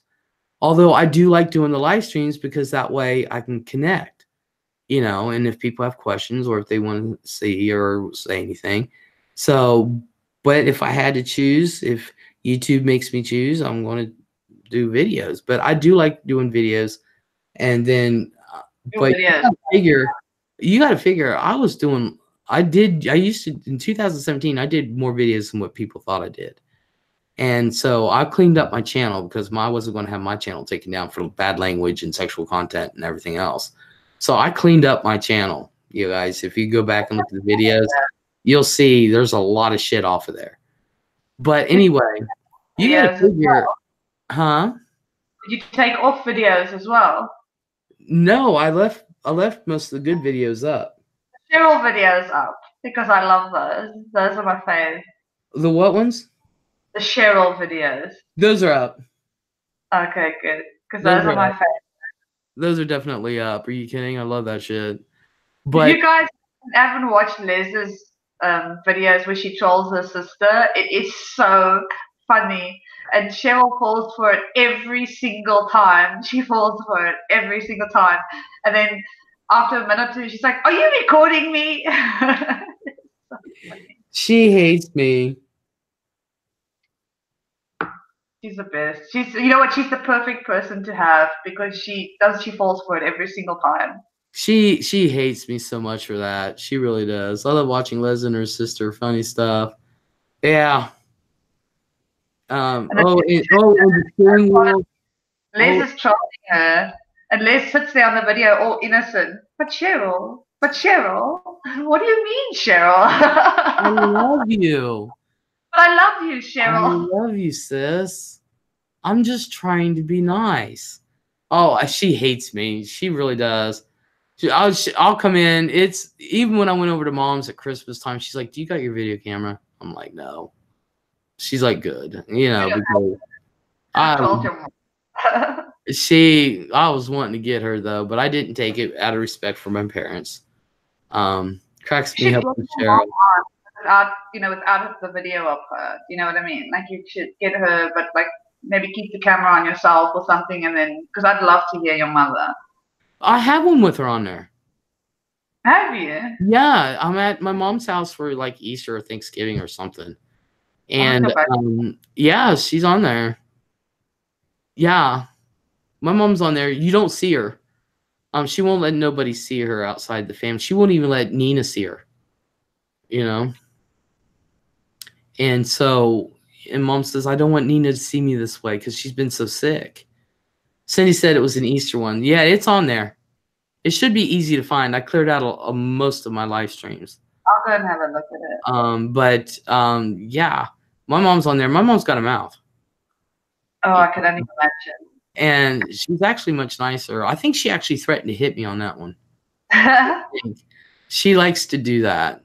But my mom is where my dad, people don't really, my dad, he's so stoic and everything, and he's all this and that, but he's got a twisted sense of humor. And he's like me. I didn't know this at the time, but I was like, you know, believe it or not, I was a wild child. And I did a lot of stuff.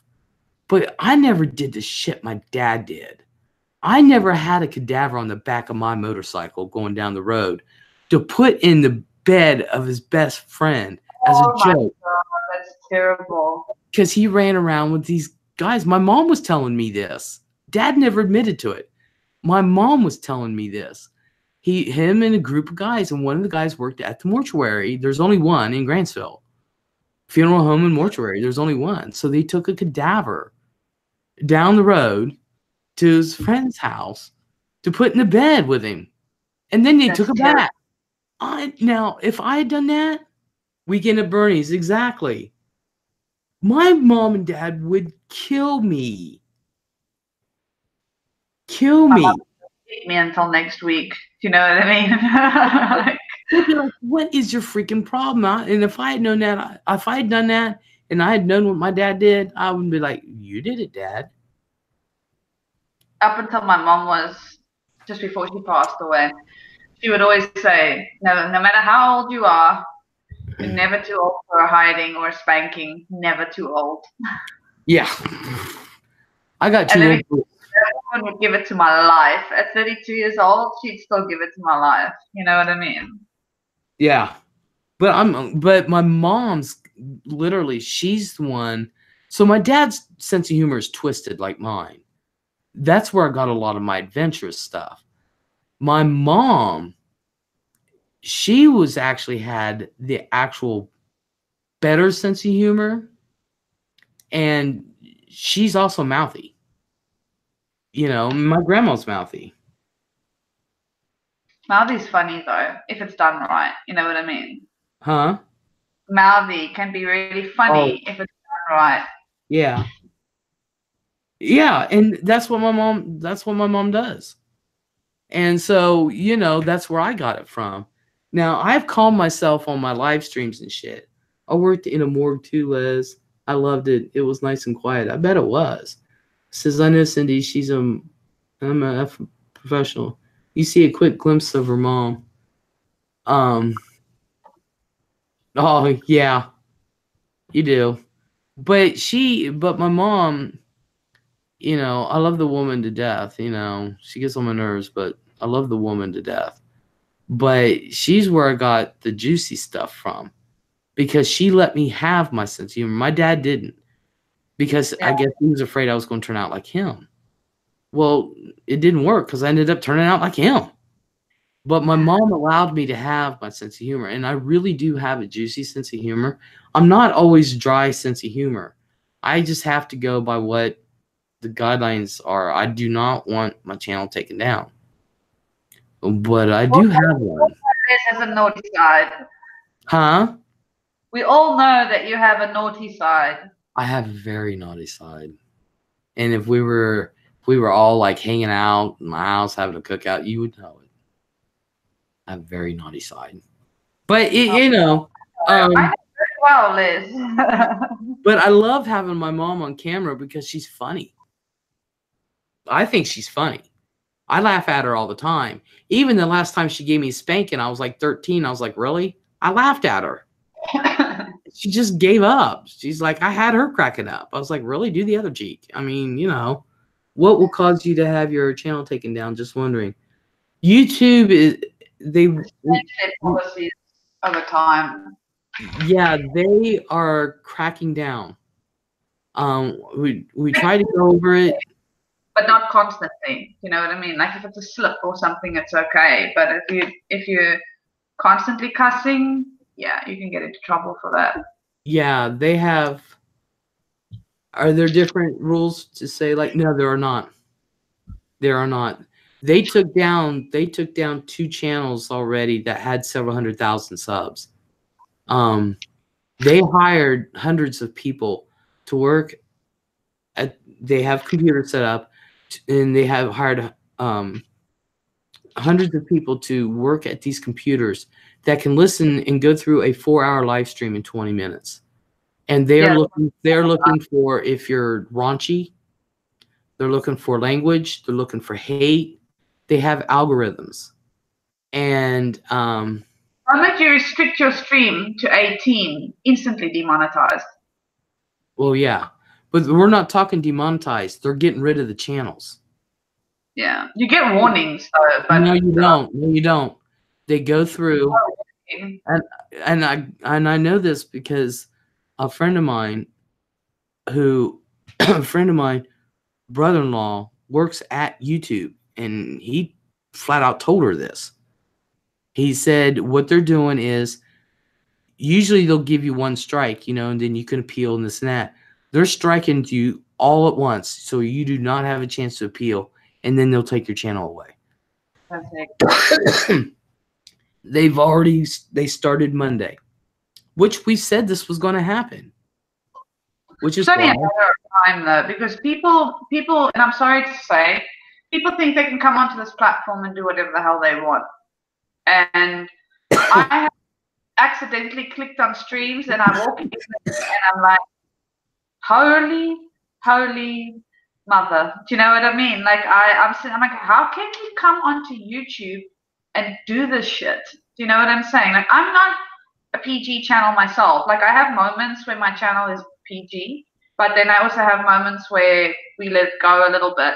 Those streams, I remove them straight afterwards because I know that you can get into trouble for it. But I don't do anything crazy on my channel, not at all. The worst that I do is cuss, and maybe I offend somebody from time to time because they don't like my opinion. But other than that, I don't really do it. But if it does get to that point where we get a little bit over the top, then I remove those streams, always. I removed a lot of mine. A shitload. Yeah, it's just safer. My gaming channel, though, I'm not monetized or anything there. It's like I've got 200 and something subs on that channel. I cuss on there. I don't claim to be PG on that channel at all. And if I never get monetized for it, it's all right. You know what I mean? Like, because it's okay. Well, they're not looking to demonetize people. They're looking to get rid of channels. They are getting rid of them. And now the pot channels, some states it's legal. I don't know how they're going to handle that one. The 420 community, yeah. Yeah, I don't know how they're going to handle that because some states it is legal, But what they're going for is the hate. They're going for hate, raunchy, bullying language. They want what it is that they're losing money because more and more sponsors are leaving. Yeah. They want a family-friendly platforms. So that's what they're aiming for. If you are not a family-friendly, then they're going to go after you. So, and if you involve in a lot of drama and you get people reporting you all the time, then you will lose your channel pretty quickly, I think. So there's algorithms that they're going through, and it does not matter. It does not matter. But I do know that there are 2 channels that they will not touch. YouTube will not touch 2 channels. PewDiePie. One of them is PewDiePie. And I forget the name of the other one. But one of them is PewDiePie. They will not touch them. Of course there's only 2. Everyone else is up fair game. Everyone else. It doesn't matter how big, how small. It's just a random who they start with. There is nothing. There's no rhyme or reason to it. It's just whoever they started with. And like I said, this week alone, as far as bigger channels, they got rid of 2 channels that had several 100,000 subs. I cannot remember the names of them though. PewDiePie is the biggest YouTube channel on YouTube. So no, he's not. He's number 3. Really? Has he dropped? Because he used to be. He used to be, and then he got in trouble with that New York Times thing or whatever. But he built back up. But he's like number 3. He's not number 1. But they will not touch him. Let's see. Miss Noatsome, hello. They'll lose more when people stop watching because of boring content. Go ahead and sign up on BitChute. I heard about that one. Connie says, I wish then that they would have an adult section, not for nudity or anything, but something other than just PG all the time. Correct. Yeah. Connie Baldwin says, Jenna Marbles. Who knows?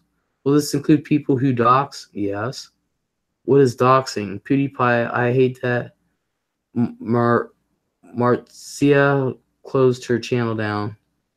I have no idea who that is. Cindy, Google Plus, us ending because of abuse of public info. They may go after doxers. Yeah, they're going after doxers. And there's rumors as well that they're going to shut down Google Hangouts from YouTube. You know that, right? They what? They're going to shut down the use of Google Hangouts on YouTube. YouTube told Google, because Google told YouTube to clean it up. And YouTube said, then you clean up your Hangouts. Now, whether we'll still be able to live stream or not, I don't know. But I think Snickerdoodles, hello. Yes, I am feeling tons better. So expect some shit this week from me. But I can't see them not allowing people to do Hangouts. They might stop the private Hangouts because I know what goes on in the private Hangouts. Oh, yeah, me too. They might do that, but then again, I don't see how that would matter because it's private, you know.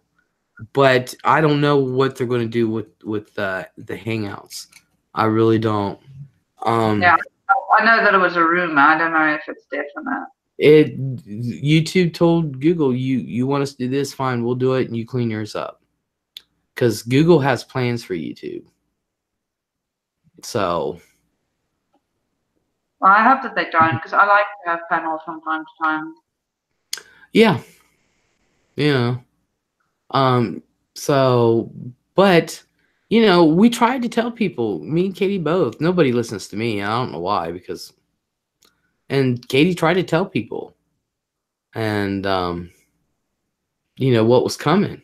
And that's why I had to crack down and clean my shit up.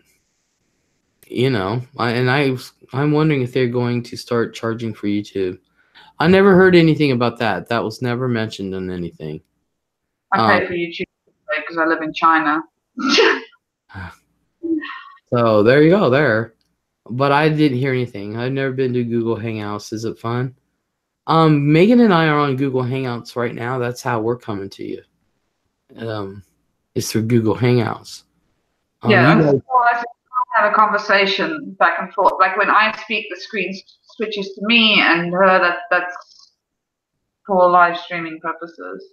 Yeah, and but they better not, because I really want to use my green screen.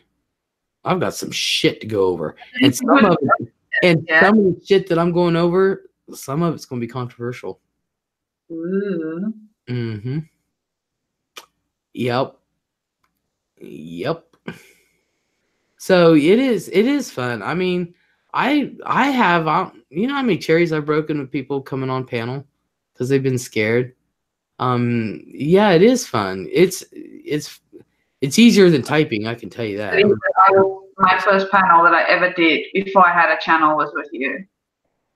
Was it? I think I came onto yours first, and then the other group, you know, you know what I'm talking about. Yeah. So I do believe it was you first, and then them. Really? Yeah. Between my silver-haired Gamma channel and this one, I can't tell you how many people I've been there first. You know. Kitty Fairy, hello. I've broken a few panel cherries myself now. Yeah. But yeah, some of the stuff that I want to use green screen for, and other stuff, I'm coming out with some controversial. Let's put it this way. Y'all know Fran is black, right? And I told her what I was doing because one of them's a black and white issue. And me and her had to talk about it. But she agreed with me. She really did. Biracial relationship. Been there, done that, got the t-shirt. Yeah, I've done this a couple times. Yeah. Yeah. Well, being what I am, I mean, no surprise, right? Yeah.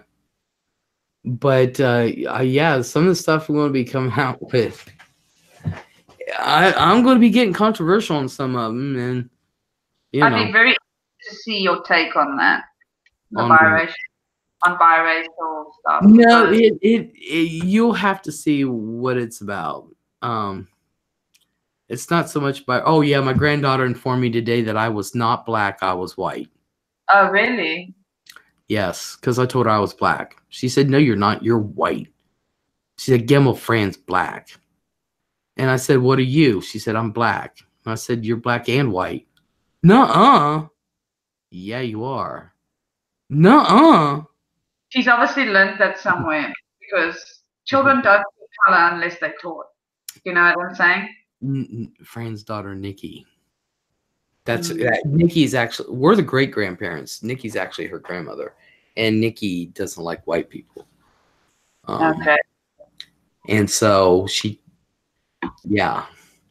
So I want my daughter to see color because, as you know, her dad is not white. I'm white, and we've lived in Asia since she was born. So my daughter doesn't really see. And then one day she did come home and mention, why is this one darker than the other and this one, you know, and I said to her, who showed you this stuff?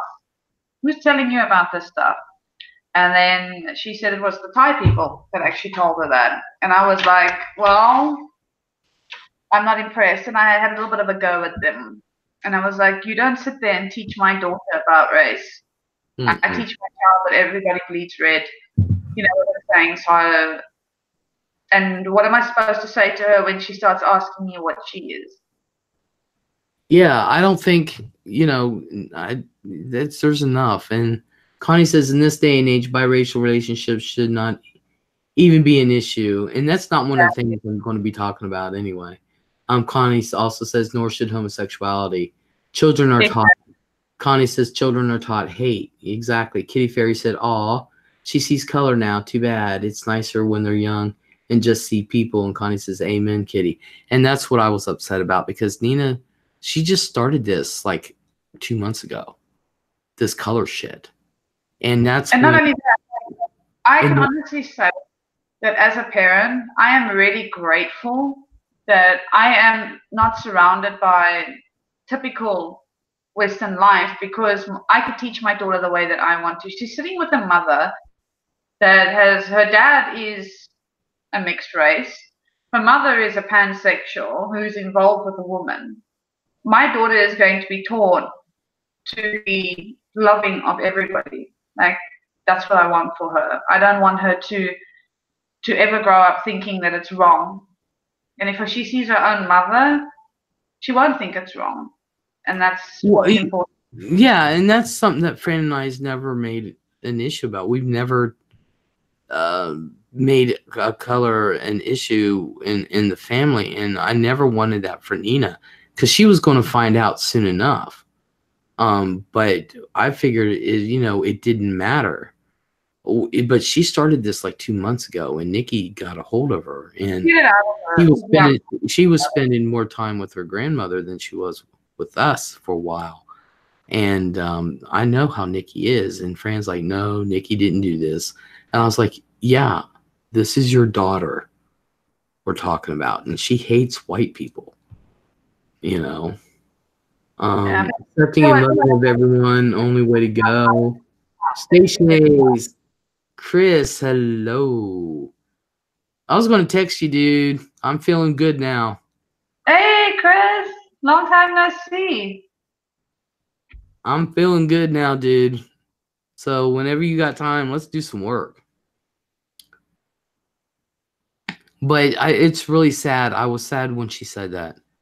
But look at it like this. She's young still. She's very impressionable.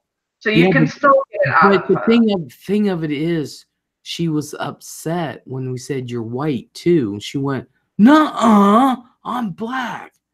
And I'm like, you're white too. Nuh-uh. And I was upset. And I looked at Fran and I was like, that's your daughter's doing.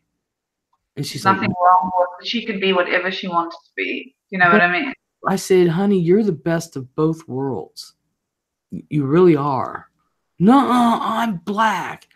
I don't care what, I don't see color when I look at her. I don't. I Me don't neither. see it at all. And, but just to say that, it was heartbreaking for me because she just started this like 2 months ago. We never made it an issue, you know? Do you know what's interesting to me? And I've learned over time, these things are taught. Do you know what I mean? Like, I grew up in a household during an era where there was a lot of racism in South Africa. Oh, yeah. My best friend, very first best friend that I ever had was a black girl. And my parents never, ever, you know what I mean? Like, they never told me you can't be friends with this one, or this one's black, or this one's white. Nothing like that. My parents were like, you could be friends with whoever you want. You could do what you want, be who you are. And there was never a thing of this person is that color and this person is that color. No, never. I never grew up like that. The only time I started to see color was when I was taught it at school, you know, through the history of the country and things like that. Mm-hmm. Other than that, I was oblivious to it. Yeah, I never wanted, because she was going to find out anyway with life. But I was so upset to hear her say that. That is good, Liz. I wish I could say the same for my parents. That was I was reading. Chris said, "I'm so excited. I'm getting me I'm getting me a 24-core CPU with 256 gigabytes of RAM with 12 of storage. I'm jealous." It says it's a lot, Connie, like way overkill, but going host my server with OT Atlas. I don't know what he's saying there, but I know I'm jealous.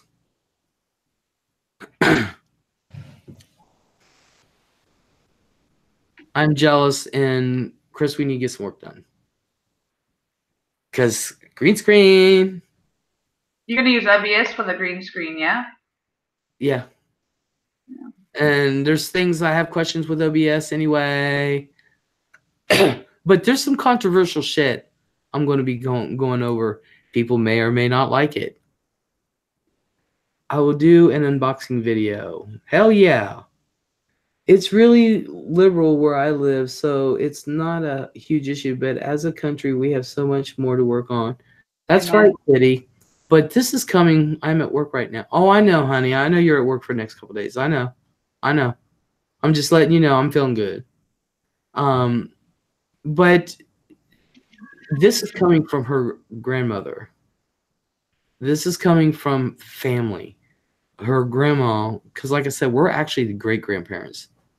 Her grandmother, which is Fran's daughter, is teaching this girl hate already. Now, her dad, Chris, who's actually the grandson, and Nina's the great-granddaughter, Chris doesn't like it.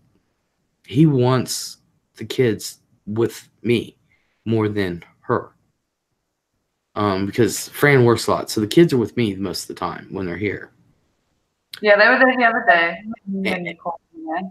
Yeah, and she was here all weekend. She was crying because she didn't want to go home. She was almost in tears. I don't want to go home. I want to stay here. Aww. She's like, I don't like school no more. Yeah, my daughter is 5 and says that. So you know, but she's so smart and everything, and thank God she doesn't care about the color. But it just upset me that she would not, because Nikki does not like white people. She does not, and she's she's probably one of the. She's racist to begin with. Both her daughters are, and Nikki's really bad. How do they feel about you? They just tolerate me, but they don't like me. Yeah. So Sad. So who watched the Super Bowl? Not me. Not once. No. Pat's. No. Can you give us any hints, Les? Well, we're going to go over race and a few other. Sound like it was pretty even mash. I listened while I was in here in the office. Hubs was rooting against the Pats. Same here. Yeah, punt away pretty much throughout the game. Yeah. Let's see. Well, the racial thing is one of them. Another one, I'm flat out going to tell people they're stupid as fuck. Oops. I'm sorry, stupid as heck. I'm going to flat out tell human beings on this earth, y'all need to start this political correctness bullshit, throw it out the freaking window. People need to grow a little bit of thicker skin.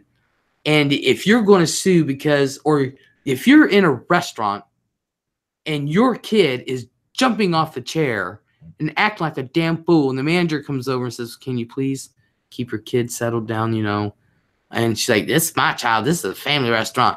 And then you want your money back because some manager said, sit your kid down. I would have said, bitch, sit that kid down or bust his ass. I don't care which. But you ain't going to jump off my chair. And Amen. You are going to pay for your meal. I actually watched the clip. She said, I'm not paying for this now because of this service.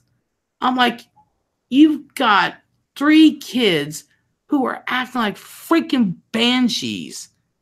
They're not even settling down, and you guys are recording the manager saying, can you put, he was really nice. And then she said, I'm not paying for this. He said, yes, you are. If you're offended because somebody disrespected you and you want your money back plus your food, get a life. Asking you to keep your child under control is not being disrespectful. No. Yeah, tell me about it. You go, girl. And Kitty said, I'll fight you. Yeah. Well, tell me how to raise my kid. You know what I mean? That's the attitude that people have. Yeah. And I think I'm a firm believer of children are raised by a village. Do you know what I'm saying? Not in individuals. So if somebody sees me doing something wrong with my kid, please let me know. You know what I mean? Yeah. I know that's right with the kid thing. My dad would throttle me if I acted like that. Same here. You sat in your chair and ate your food. Exactly. Connie said, you go to the bed. Connie says, Judge Judy says you ate the steak. And Kitty says, nods. I've eaten in really fancy restaurants, and there were kids who knew how had to behave, napkins and laughs, manners and all. That's exactly what I teach little mama. She can eat in a fancy restaurant. She knows how to sit there. She's always. Yeah, some restaurants are not allowing kids inside their business because of that reason. Exactly. So that's another thing. And I saw videos where this woman said, she ordered a pizza. She had the pizza in hand. She wanted her money back because the guy disrespected her. I'm like, how in the hell did he disrespect you? I'm like, so I'm one of those. I literally am. Grow the fuck up. This is what happens when you give awards for doing nothing. You know? Right. You're entitled. You ain't entitled to shit. And just because I work in a fast food restaurant does not mean you can talk to me like I'm a fucking idiot. I will go back at you. And I was like, these people take too much shit. The first time the customer reaches across the counter to try to hit me, he's done. Oh my God. Yeah, some restaurant. See, Connie says, we went to a local hamburger place. They have games in there, which is fine. But these kids were literally tearing through the place and running. My hubs grabbed one by the arm and took him into. Oh, we got to finish reading the saga, which is Connie's husband. Took him into his dad, and then came on over the speakers and said, "Please, no running in the restaurant." Snicker said, if I did that growing up, my butt would have gotten spanked. My ass would have gotten spanked in front of God and everybody. And another thing.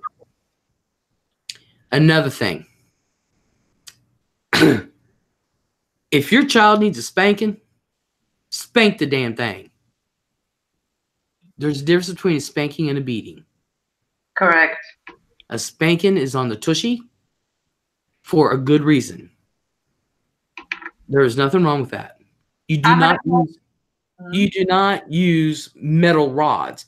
There ain't nothing wrong with a switch. I got my ass beat with a switch, and it hurts when it hits the back of the leg.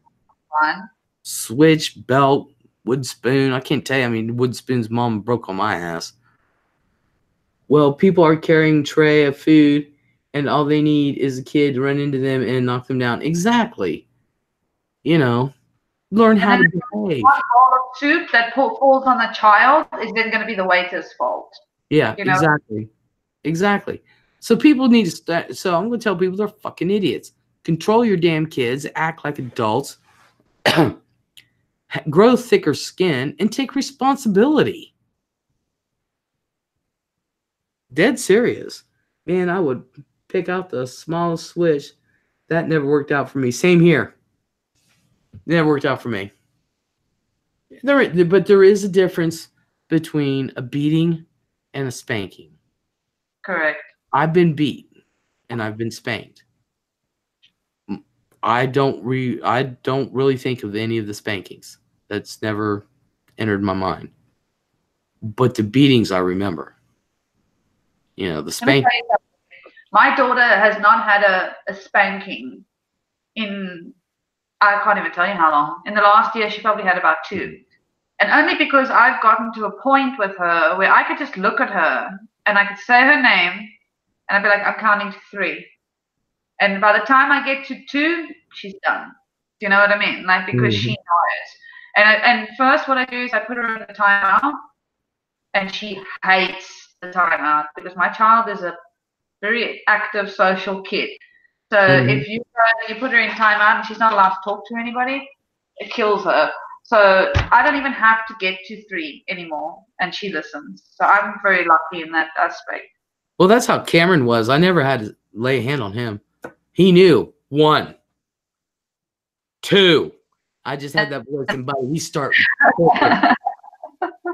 And I think after he was out of Dieties, I think maybe I spanked him 3 times. Yeah. And that was all before he was 5.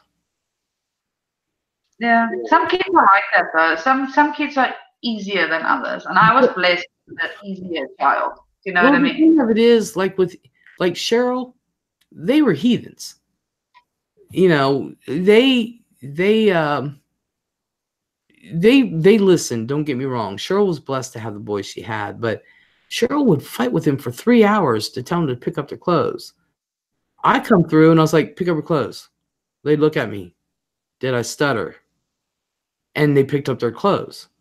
And Cheryl would always get pissed. And I said, there's one difference between me and you, Cheryl. I was always consistent. If I said no, I meant no. And tone as well, very important. And I said, if I told them, leave me alone, let me think about it, more than likely I'll say yes. But if they bug me, no. If I told them to do something, do it. You had to the count of 3. After the count of 3, tempers flew. They didn't want to see my temper. They did not. I was always, if I told them they were grounded, they were grounded. I didn't let them go. I said, no, they're grounded for 3 days. They stayed home for 3 days. I didn't play. They couldn't, if they were in trouble, they could not convince me otherwise. No. Consistency is very key when it comes to children. I've learned that. See, Cheryl, she would always try to be the friend and not the parent. I had to be a parent. It doesn't work. My ex does that. He tries to be her best friend all the time. I'm like, she's going to have no respect for you. And, he started doing this when he was like 2 years old.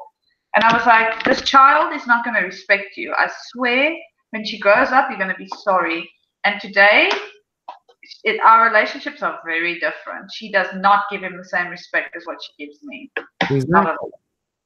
Exactly. And Cheryl always got mad. She could never understand why. And I said, Cheryl, somebody had to be the parent. I told you. I said, I told you what would happen. And look what has happened.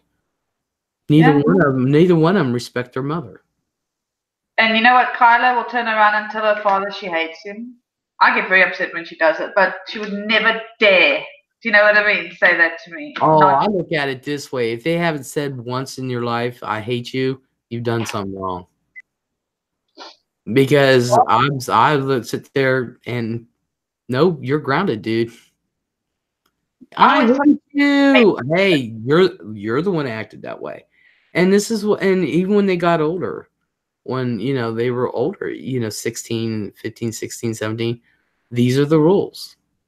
You have nobody to blame but yourself. These are the rules. You break the rules, this is the punishment. You do it again, this is the punishment. Do it a third time, you're never ever going to do it again. Never. You know, these are the rules. You have nothing to say. This is the rule. This is what happens if you break it.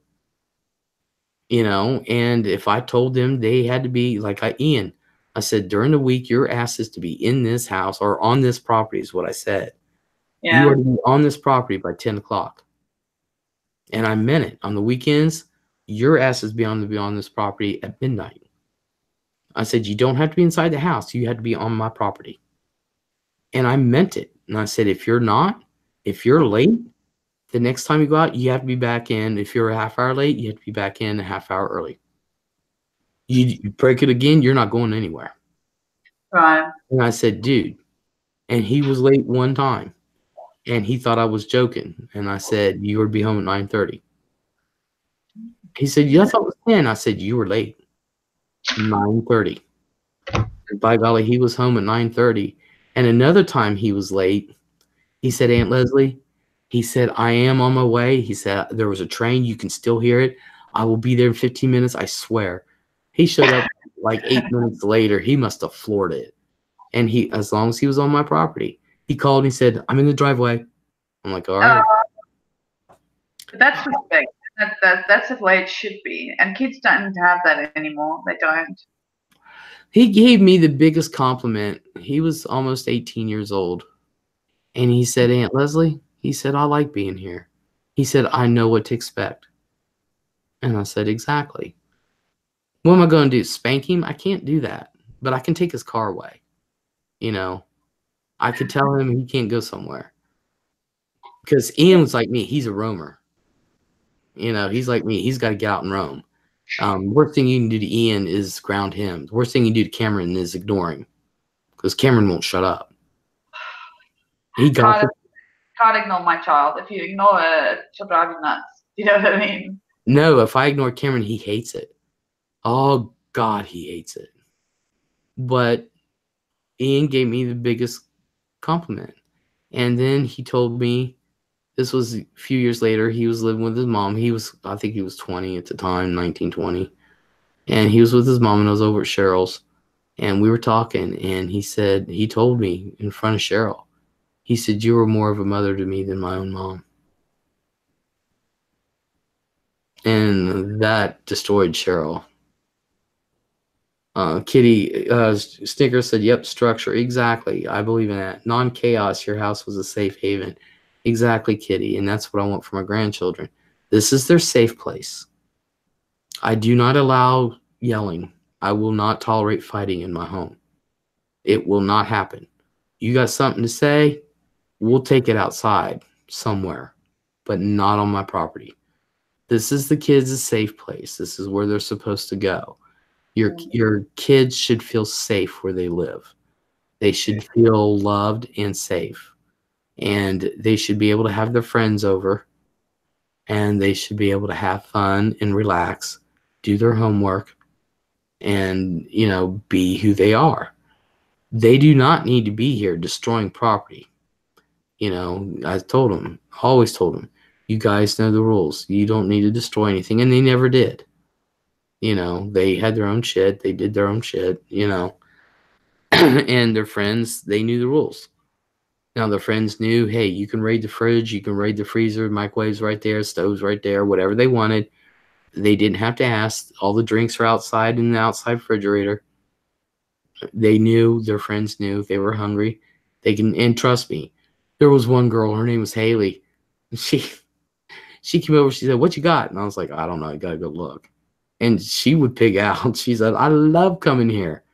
And I said, well, I'm glad you do. And she's a stick. I don't see where she puts all the food. I really don't. She's still a stick to this day. And but they knew. They just like, can I have a sandwich? I was like, you know where everything's at. I ain't gonna make it for you. You know. Haley, she just went in. I'm warming up the ribs. All right. She didn't ask. She just told me. She's like, why are you guys asking? She said we can have. And I said, yeah. You know, and so, but that's the place they should have. You know, it's where their friends are safe and they are safe. This chaos thing, I don't play with it. No. I like my home to be chill. Yeah. My house is so chill, people fall asleep all the time. It is so, they're like, I'm so relaxed because I don't allow shit. I don't allow drama. I don't allow all that kind of stuff. I do not allow it. Hell, like last weekend, me and Fran were arguing and Nina didn't even know it. That's, I mean, because we were arguing and she didn't even know it. Yeah.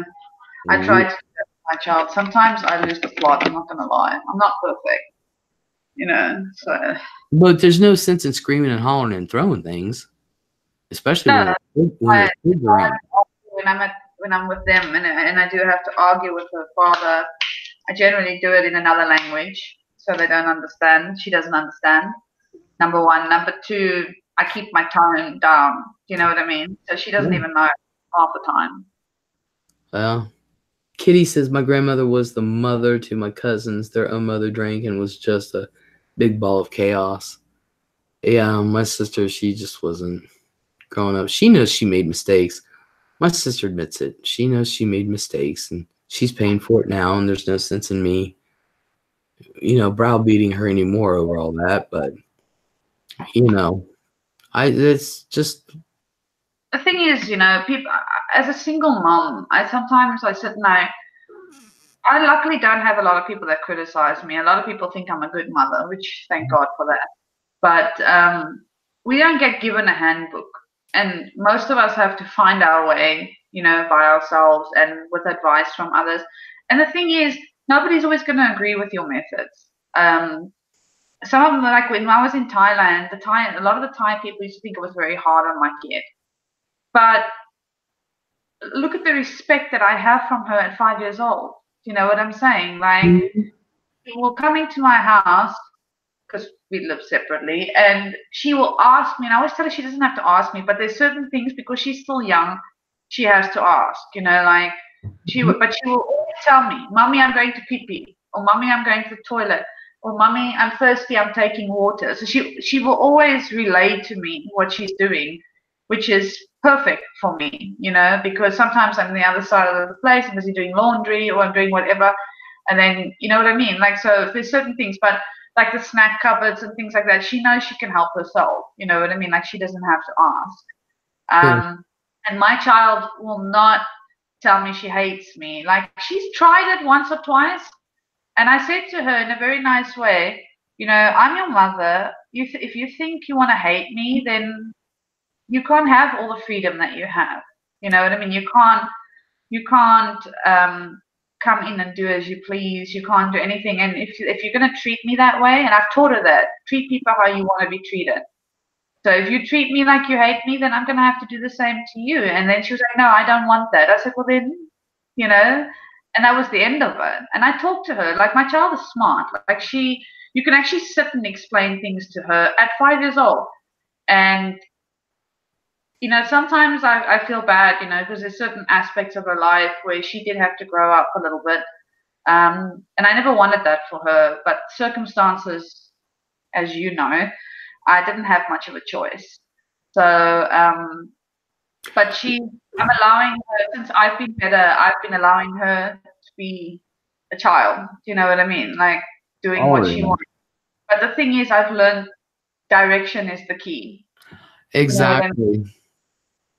So, but everybody, look, like you said, children aren't given to you with a manual, you know. Right. And one thing that for me, what works for me, it will not work for anyone else because it depends on it as well. And your children, like Ian and Cameron, they're the same in some ways, and they're totally opposite in a few ways.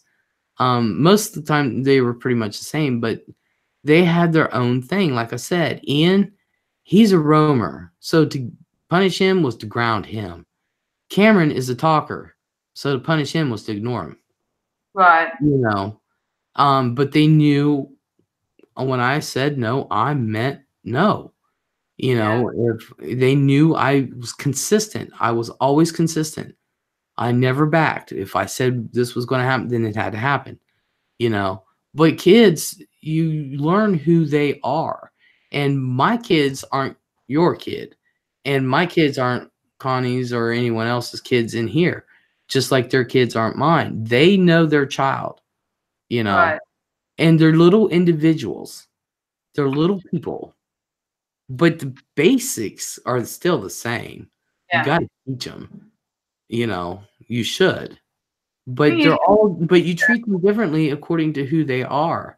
But that, just like Ian and Karen, I had to treat them separately because they're two individuals, but I love them and they both know it the same. I right. don't love one over the other. Just like with my grandkids, they're all three totally, really, totally different personalities. Three of them. But I don't love one any more than the other, you know. Right. And so let's see. Snicker says, "I wish I had that growing up, but unfortunately, dealing with an alcoholic parent, yeah, I was on a constant walk on eggshells. Panic mode sucks. Girl, I was with my dad. Abused the fuck out of me. I was always on eggshells. I had a nervous breakdown at 17. Oh, Snicker, I'm sorry. My husband dealt with that, and now he has anxiety issues because of it. It really affects you deep down." Snicker said, "Yeah, I have really bad anxiety plus depression at times, but I'm here and I'm doing okay. I take it day by day. That's all you can do. Thank you, Kitty." And that's true. Girl, trust me, I know the feeling. You know, I suffer with, well, they say I have anxiety, but I'm like, I don't have anxiety. I'm not afraid to go out in public. I'm, you know, I'm Anxiety. self-sufficient. Yeah. And then I found out there was different types of anxieties, and I suffer from depression. But some people, when it's really bad, I think you can tell. When it's not, and I'm going through it, but it's not bad, people can't tell I'm going through it. Same with me. People don't know when I have anxiety. Some people who are close to me will be able to tell, but if you're not close to me, you won't know. The thing is, you know, like I sit and talk about my parents. My parents, to me, both of them have passed away. For people in the chat that don't know, they both died within 4 years of each other recently. But were they perfect? By no means were they perfect. Did my parents screw up? Oh, indeed they did. Do you know what I'm saying? Like there was, but the basis of them trying was there. And I can appreciate that. You know what I'm saying? Like the whole race thing that I was talking about. My parents were always very, be who you are, live your life the way that you are. Were there certain things that they did amongst themselves that affected us as kids? For sure. Were my parents perfect? By no means. Did they drink? Yes. Was there alcoholism? Partially. Was there divorce and fighting and things like that? Very much so. But ultimately, as an adult, like I can sit and I can tell you where they went wrong, but I appreciate that they did what was best for their kids, or they tried to anyway. You know what I mean? And that's what I'd say with my kid. Like I know I've made mistakes. My child lives a very hard life in the sense that she's in a country where she's not with her own. She doesn't speak the language. She's grown up with it. It's hard for her to make friends. I put a lot of pressure on her sometimes to try and learn language and stuff like that. So in those aspects, it's a hard life for my child. She doesn't have a family around her. She's got a mother and a father and her. Do you know what I mean? Like that's it. There's no grandmother anymore. There's nobody. Everybody's in South Africa. Friends that we have are in Thailand. You know, like it's a hard life for her. But that's why, to me, the most important thing is the basics and stability. Like a lot of people are like, why doesn't your kid live with you? that was my choice, because when I went to South Africa and she had to stay with her father for 3 weeks, and I wasn't doing well mentally because I have depression and pretty bad anxiety, and I wasn't doing okay. I didn't want her to come back to an unstable person. Do you know what I mean? And I said, and I spoke to her father, and I was like, listen, this is the situation. And he was like, I'm happy to keep her until you're ready to take her back. You know what I mean? And like all of this that I have done, it's not just for me. Do you know what I'm saying? Like I'm slowly getting back to myself again. And the funny thing is, that's why I'm lucky, because I have a good relationship with her father. And he knows that if I wanted to up and go anywhere, that child goes with me. Do you know what I mean? Like he knows that. Yeah. So he, in that regard, like he's been a very, if there's anything, we didn't work out, but he's an absolutely amazing father, besides maybe letting her get away with too much. But other than that, like he gives her the stability. And I told him, she's been living with you for 6 months. When I moved into this place, I was like, I'm not going to uproot her again. She just uprooted a year ago to move from Thailand to China. So the stability is the key. You know, like she needs to be in a stable house for a long period of time before you move them again, because otherwise I'm going to end up with a child that's acting out and, you know, doing things because nothing is stable in her life. She lost her grandmother, all of this stuff. So I think if you keep the basics, like you said, right, and give them stability, you're okay. Yeah. And we can sit here all day and bitch about what our parents did wrong and this and that. I turned out.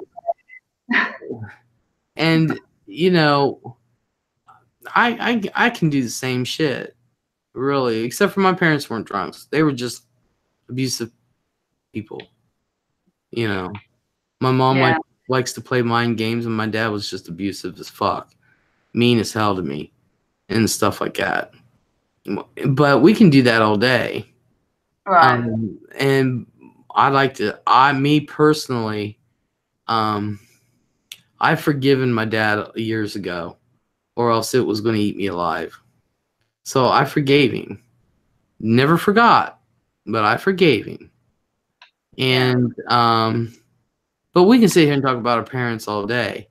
What I personally was afraid of, and I think God knew definitely knew what he was doing when I couldn't have kids, because he knew there was going to be kids in my life that needed me, and my nephews, and now my grandchildren. And I never wanted to pass on the anger and shit that I went through. That was always my fear. Would I do that? Yeah. And knock on wood, I haven't. So, you know, maybe, but then again, everything that my dad, just like everything my dad put me through, I think that's why I can take a lot of shit, because I'm so used to it. Like calling me names and shit like that. Yeah. You know, there is nothing you can say to me that has not been said already, time and time and time. I grew up hearing it. So there is nothing that that people can say, like when they're fighting and arguing, and it's just wasted on me. Chris, he tried that shit with me, and Fran just looked at him and said, "You just wasted your breath." That shit doesn't affect her. I can take a lot of crap from people. Yeah. And just sit there and just take it and take it, because of what my dad did. I can take a lot of shit from people. And because my dad, way he did it, because of the way he was, I can now withstand a lot of shit. I can withstand a lot of shit. That's actually a blessing in disguise. Yeah, it was. It was. Anyone else have a green screen? I have. Says, yeah, I don't hold it against my dad anymore, but I honestly feel my mom would want me and my sister to have that relationship we had with her. My mom passed 7 years ago due to pancreatic cancer. Oh, I'm so sorry, honey. I Kitty's feel like, you. I'm My okay mom, now. Okay. All right, Kitty Fairy's got her screen back. Apparently her screen went green. So now she's back. But, you know, we can talk about, and that's why I won't talk about people's specific parenting, but there is just certain things. If your child is running around acting like banshees in a restaurant, in a movie theater, or any kind of venue or this and that, grab a hold of that child and spank its ass and settle it down.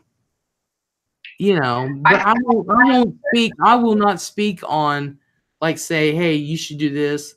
Thank you, Leslie. She's in a better place. Yeah, honey. Yeah. But I won't sit there and just say Snicker had kids. I won't sit there and say, Snicker, you're doing this wrong. You need to do this and this and this. You know, that's no. That I would never ever do. But me sitting there saying my opinion on your kid acting like a damn fool, and you're letting it happen and thinking it's okay. I love your accent, Liz. Sorry. You're dead. I'm sorry. It's not actually, I'm not sitting there judging so-called specific parenting as I am judging why ain't you doing shit. Yeah. You know what I mean? So I'm going to be covering shit like that. I'm going to be covering some racial issues. I'm just going to be covering idiots in general. Just people acting like idiots. This political correctness bullshit has got to go, people. This political correctness can kiss my ass. I'm sorry. And I'm not digging on the United States at all, because I would love to come there myself. But what I find so ironic is United States is one of the only countries that has as much freedom of speech as it does. Yeah. Oh, yeah. But then at the same time, you have to be politically correct. Do you know what I mean? Like, it makes no sense. People get offended by the stupidest things. Yeah. You know, they really, really do. If I say it, yeah. It's like just like this lady, like I was saying, she was wanting her money back, and she's holding the pizza. She's going to take off with her pizza, but she wanted the money back because the guy disrespected her. He didn't disrespect you. You just didn't like what he said. Right. And people are like, yes, people are like, you called me a bitch. I'm going to sue this place. Why are you wanting to sue? People are going to look at you like, what? Really? Kitty Fairy said, my dad did some bad shit, and I made the decision that I wanted to have a dad, so I forgave him as much as I'm able. Some families said I shouldn't forgive him, but you only get one dad, so yeah. Yeah. Bubba Boo, hello. Been a while. Hello, Bubba Boo. Just dropped in to say, hey, Les. I haven't seen Bubba Boo in forever. What you doing, Boo Boo? But yeah, you know, this just like, all right. Now, I don't like the word faggot. Uh-huh. I'll say it because I am gay. I don't like it. But I sure as to hell am not going to sue anybody over it. Right. These people are wanting to sue. You offended me. Your mere presence offends me. You know? Can you say y'all again? Y'all. I love it. Oh my God, I love it. We don't have that where I come from. So every time I hear it, I'm like, yes. Y'all. It's true. I am going to be tackling some shit. So people may or may not, I may lose a lot of subs. You know what? Sometimes things need to be spoken about. And some people have to do it, like you. So. But I may lose a lot of subs because I have a lot of issues with a lot of things. I really, really do. That's right, Kitty. It's an ugly word. It really is. But I'm not going to sue anybody over it. but I also believe words only have power if we allow them to. Yeah, I don't like that word. There's a lot of words I don't like, but I'm not going to sue anybody over it.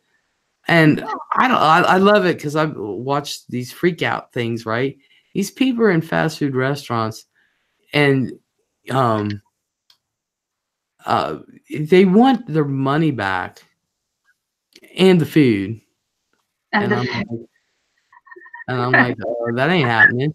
And so they're like, I'm going to sue this place. You're not going to have a job tomorrow. And I'm like, I would be like, you know how many times I've been told that?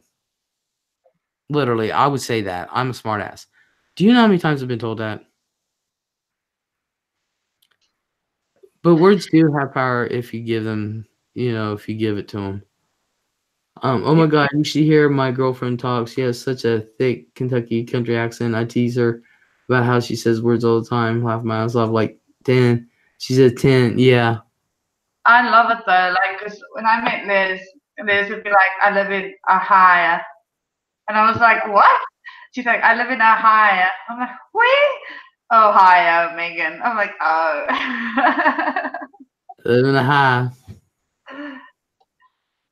Hate should be considered worth. Guys, if you don't know that about me, I love the Southern accent. Oh my gosh. Kitty says hate should be considered a worse word than bitch, right? Isn't hate worse? Yes, it is. It is. It is. And my grandma taught me when I was really young. I learned a lot from my grandma. She's like, you should never have hate in your heart. Never, ever hold hate in your heart. She said, never, ever hate. And I literally don't have hate in my heart for anyone. Me neither. People think that I would, but I don't. There's no, because with hate comes a lot of stuff. If you have hate, then there's going to be jealousy and envy and, all that stuff that comes with hate. And you should never have hate in your heart. And I never have. People can do me wrong left and right. And I, just like my own father, I don't have hate in my heart for him. I don't. I know it is. Like, it takes too much energy to hate people. Mm-hmm. And you know what the thing is? Like, you know what it's like. People, all kinds of relationships, friendships, whatever you want to call them. Things may have gone south or bad or whatever the case might be, but you can't forget the good parts. Do you know what I mean? Like, Mm-hmm. And that's what it's me. Like, I'm very much somebody who holds on to moments. So if I hold on to good moments, how can I hate anybody, right? Exactly. Thank you, Bubba. Exactly. I don't hold any hate in my heart for any. So, and when you hold and hate your heart, you end up doing some really shady shit. That's And true. I don't. I really don't. It like say, all right, Megan, say you and I have it out, and we end up hating each other right now. Oh, I could never hate you, but yeah. I'm just saying. Hypothetically, yes. We end up hating each other right now, okay? All right, fine. I would leave it at that. I would be sorry. I would be very, very sad. But you wouldn't hear me do shit, say shit, nothing. I would not say or do shit about you or against you or anything. I'd be like, it is what it is, and I won't say anything bad. I'm the same way. Think about the fact that more parents would let their kids go see movies with violence rather than movies with sex. How is violence better for a kid than sex?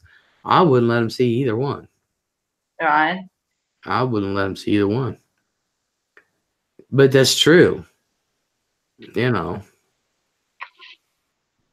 is true. But you shouldn't have hate in your heart, and I don't. I have no hate in my heart for anybody. But I tell you what, if there will come a time if someone doesn't like, say you started shit on me, okay, here on YouTube. If you started shit on me here on YouTube, yeah, I wouldn't say a word.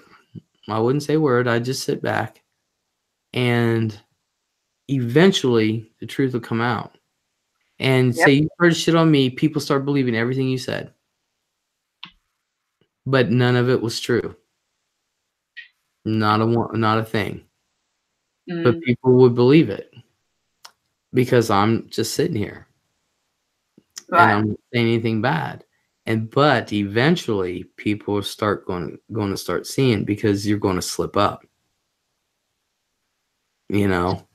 And truth will come out in the end. That's why I look at it. I'm like, look, this is the way it is. God will protect me, you know, either way.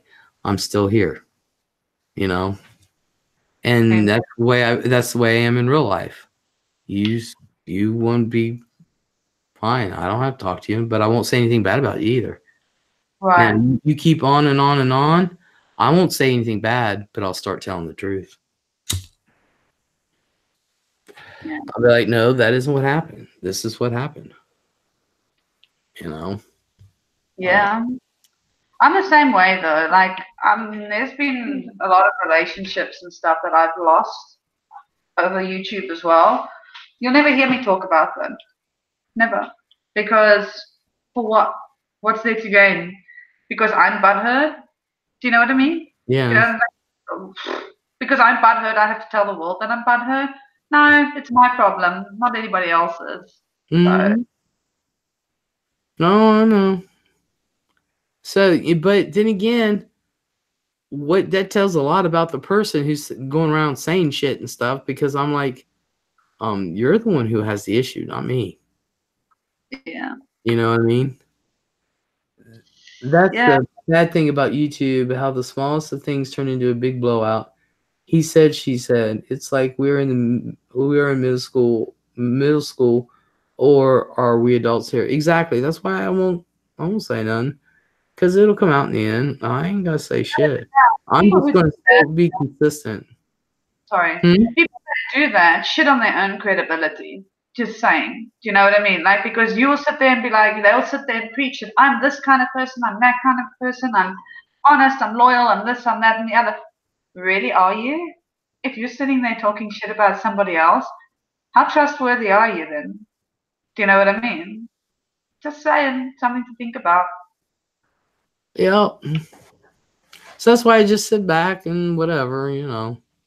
But I'm like that in real life too, you know. I'm like that in real life too, as well. Same. So hey. But that, see, there's a lot of controversial shit that I want to tackle, because it says, you know, a lot about people, about how they act. And Mm-hmm. it's like, and like I said before, just because you scream the loudest and you say it over and over and over and over does not mean it's true, and does not mean you're right. Yeah. Does not mean anything. And so then you watch their actions and it's like, really? Was I wrong? You Exactly. know? I just, so people do need to grow thick skin. They really do. They get upset over the stupidest things. Let your actions speak. You shouldn't have to tell people what you are or how you are. Exactly. That's why I tell people, I got Deonda that comes in here. Deonda literally lives down the street from me. Literally. We're talking like maybe 8 minutes. Literally down the street. And she's known me for a long, long time. She comes in here. Dante comes in here.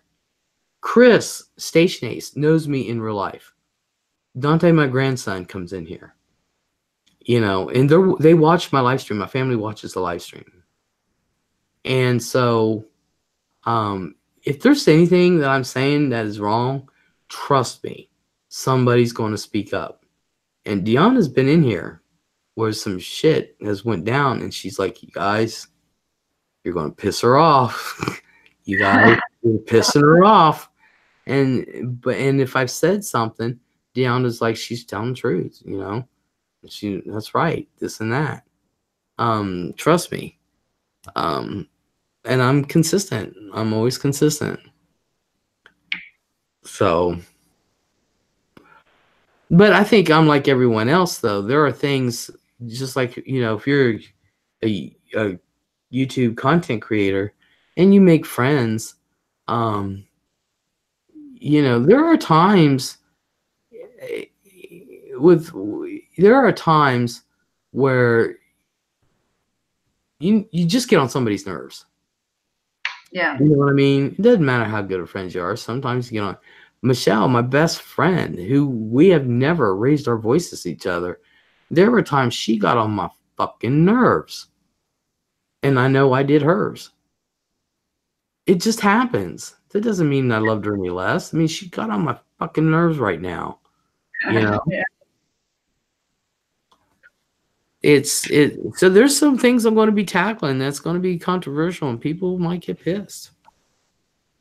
Ask me if I care. Go for it. You do you. Ask me if I care. Do you care? Hell no. Because in general, believe it or not, I like people. I'm one of the few that I know that actually truly has hope for humanity. I have not lost my hope. What? I'm glad one of us does. Yeah, I literally have hope for humanity. And I've always said this, and anybody's been in here who has been with me for a long time has heard me say this. It only starts with one. It takes one person to affect someone else. And then that person will affect someone else, and someone else, and someone else. I believe good will always win over bad. But, you know, it's the bad stuff that gets the attention more because it's intriguing. You know, people are nosy. I'm nosy.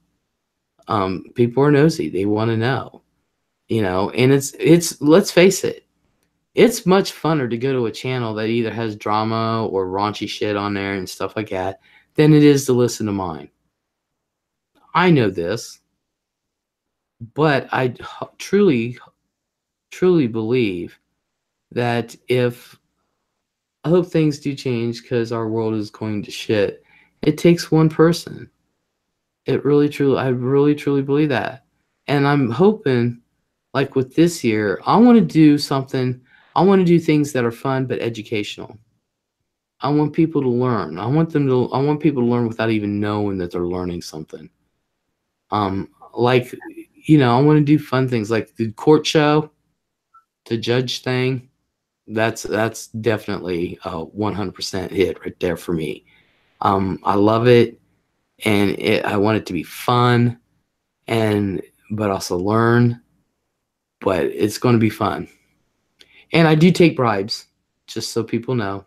You can bribe the judge, just letting people know. And I'm the judge. I can't wait, Les. Me neither.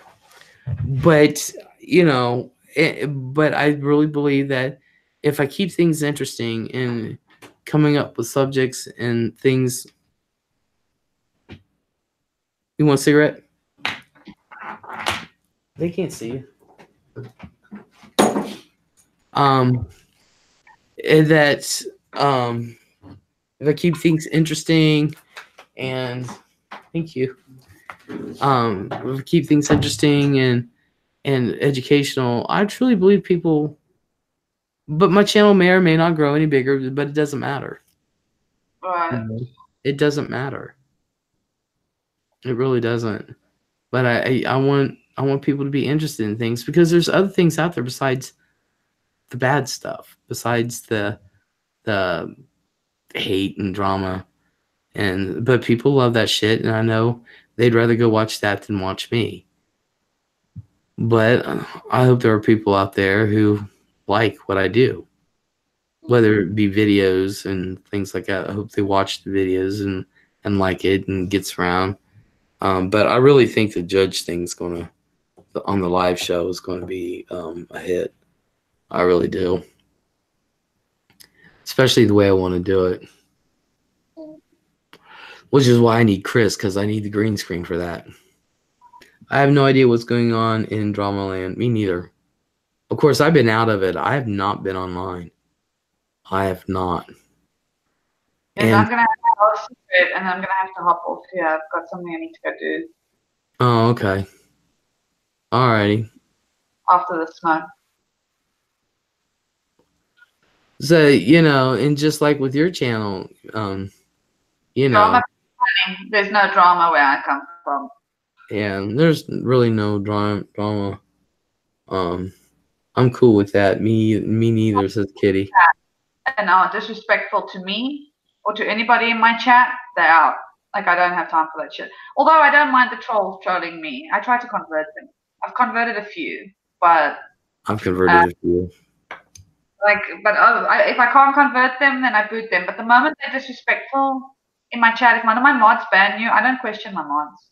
Do you know what I mean? Like, if they believe that somebody's intentionally trying to hurt me, get rid of them. I don't care. You know what I mean? Yeah. Yep. I don't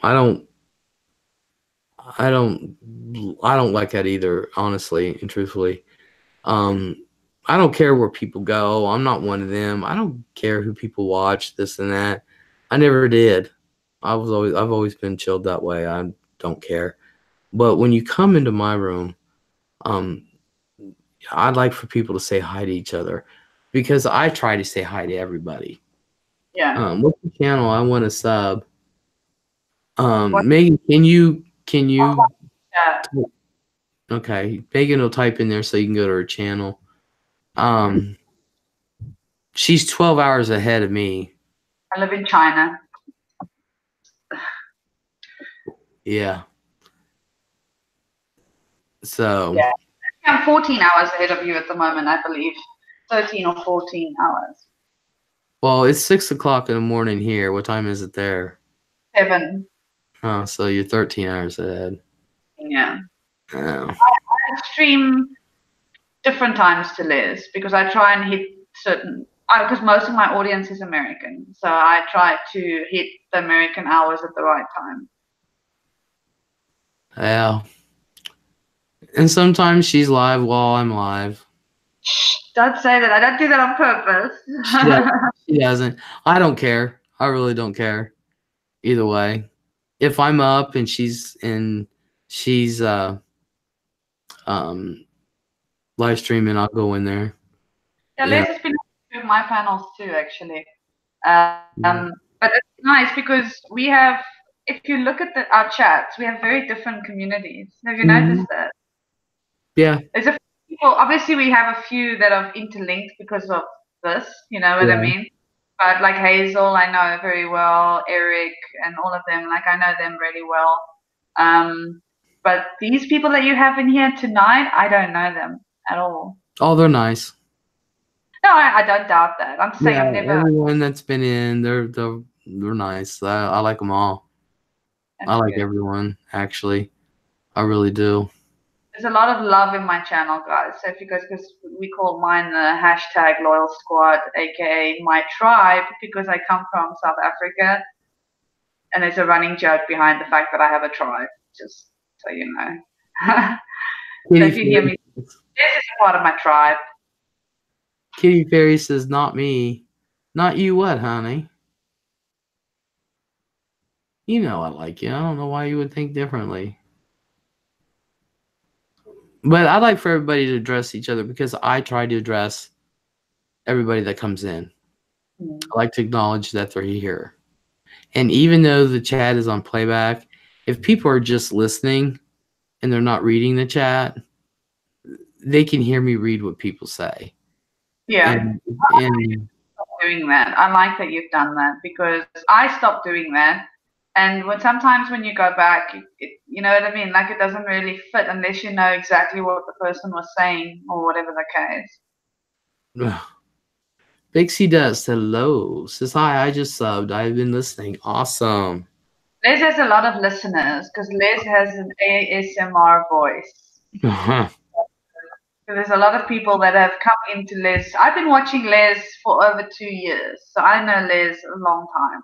Yeah. And there's a lot of people that Les will say something and then she'll be like, why isn't anybody speaking? They'll all be like, we're listening to your voice. Yeah, we're just listening. Kitty Fairy says, you don't like me. Of course I do. I don't know why you don't think I do. Listen, Les, I'm going to have to hop off now. But it was thank you. Great to hang out with you. And we'll chat again soon, yeah? Yes. Thank you for coming in. Much love, everybody. You have a good night. Talk to you later, sweetie. Cassie D, hello. Pixie Dust, I enjoy listening to Les. Well, thank you. Sometimes I listen so that I don't drop my computer. Awesome.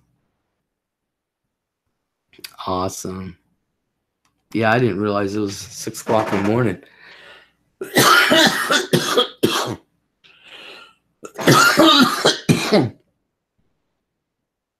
It's almost time for my meds. Oops. Queenie Beanie, hello. Thank you. It's nice to be missed. I've dropped my computer more times when I fall asleep. Girl.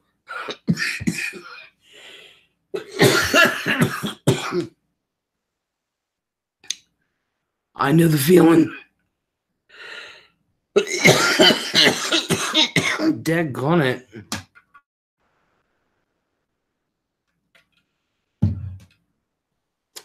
It's all in the throat. I got bad heartburn, so no sleepy for me. I was just woke up and was surprised you were on at this hour. Yeah, because I've been so sick and I actually felt good. My sleeping patterns are all messed up. So I decided to go live, and then Megan came on and we just talked. So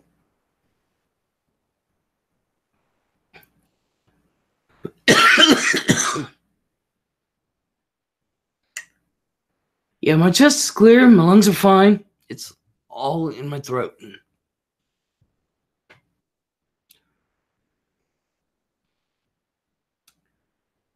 Me too, Snicker. I need to go back on meprazole.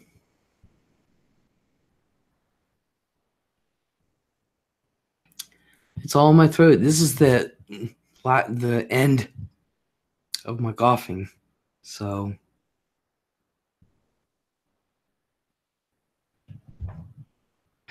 but I should try to get some sleep so I could try to go live tonight. I'm going to try to go live tonight. I took some heartburn medicine. I'm waiting for it to kick in. Oh, Snicker. I'm sorry. But I'm going to try to go live tonight. We're going to see how it works. It just depends. But I am going to be coming back live this week at my normal time. So y'all be watching for me. I'll be putting out some videos by the end of the week. And like I said, I'm going to be doing a thing on this week. We're going to cover Skinwalker Ranch, and I'll probably do some ancient history and some mythology. So, oh my geez, Les, warm salt water on that throat, says Queenie. I'll try that, actually. I haven't tried that yet. My throat's not sore, believe it or not, which I'm very shocked. Although I'm surprised I have a voice. I almost lost it the other day. Sticker says, it's okay. I ate too late. That's why I have heartburn. Aw. Sticker Deal says, have a good day, Kitty.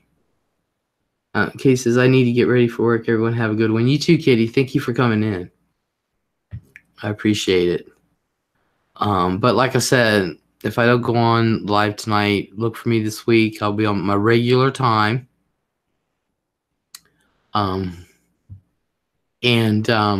Which is midnight.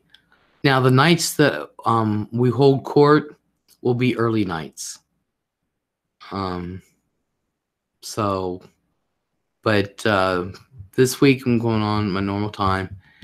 Look for me. Like I said, we're going to cover ancient history, mythology, Skinwalker Ranch, and we'll come up with something else.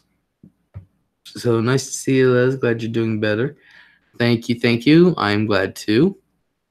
And I'm going to get off here and try to get some kind of rest because I'm going out this afternoon and I am going to get some footage. So, yay. Everybody have a great day, and we'll talk later. Bye, everyone.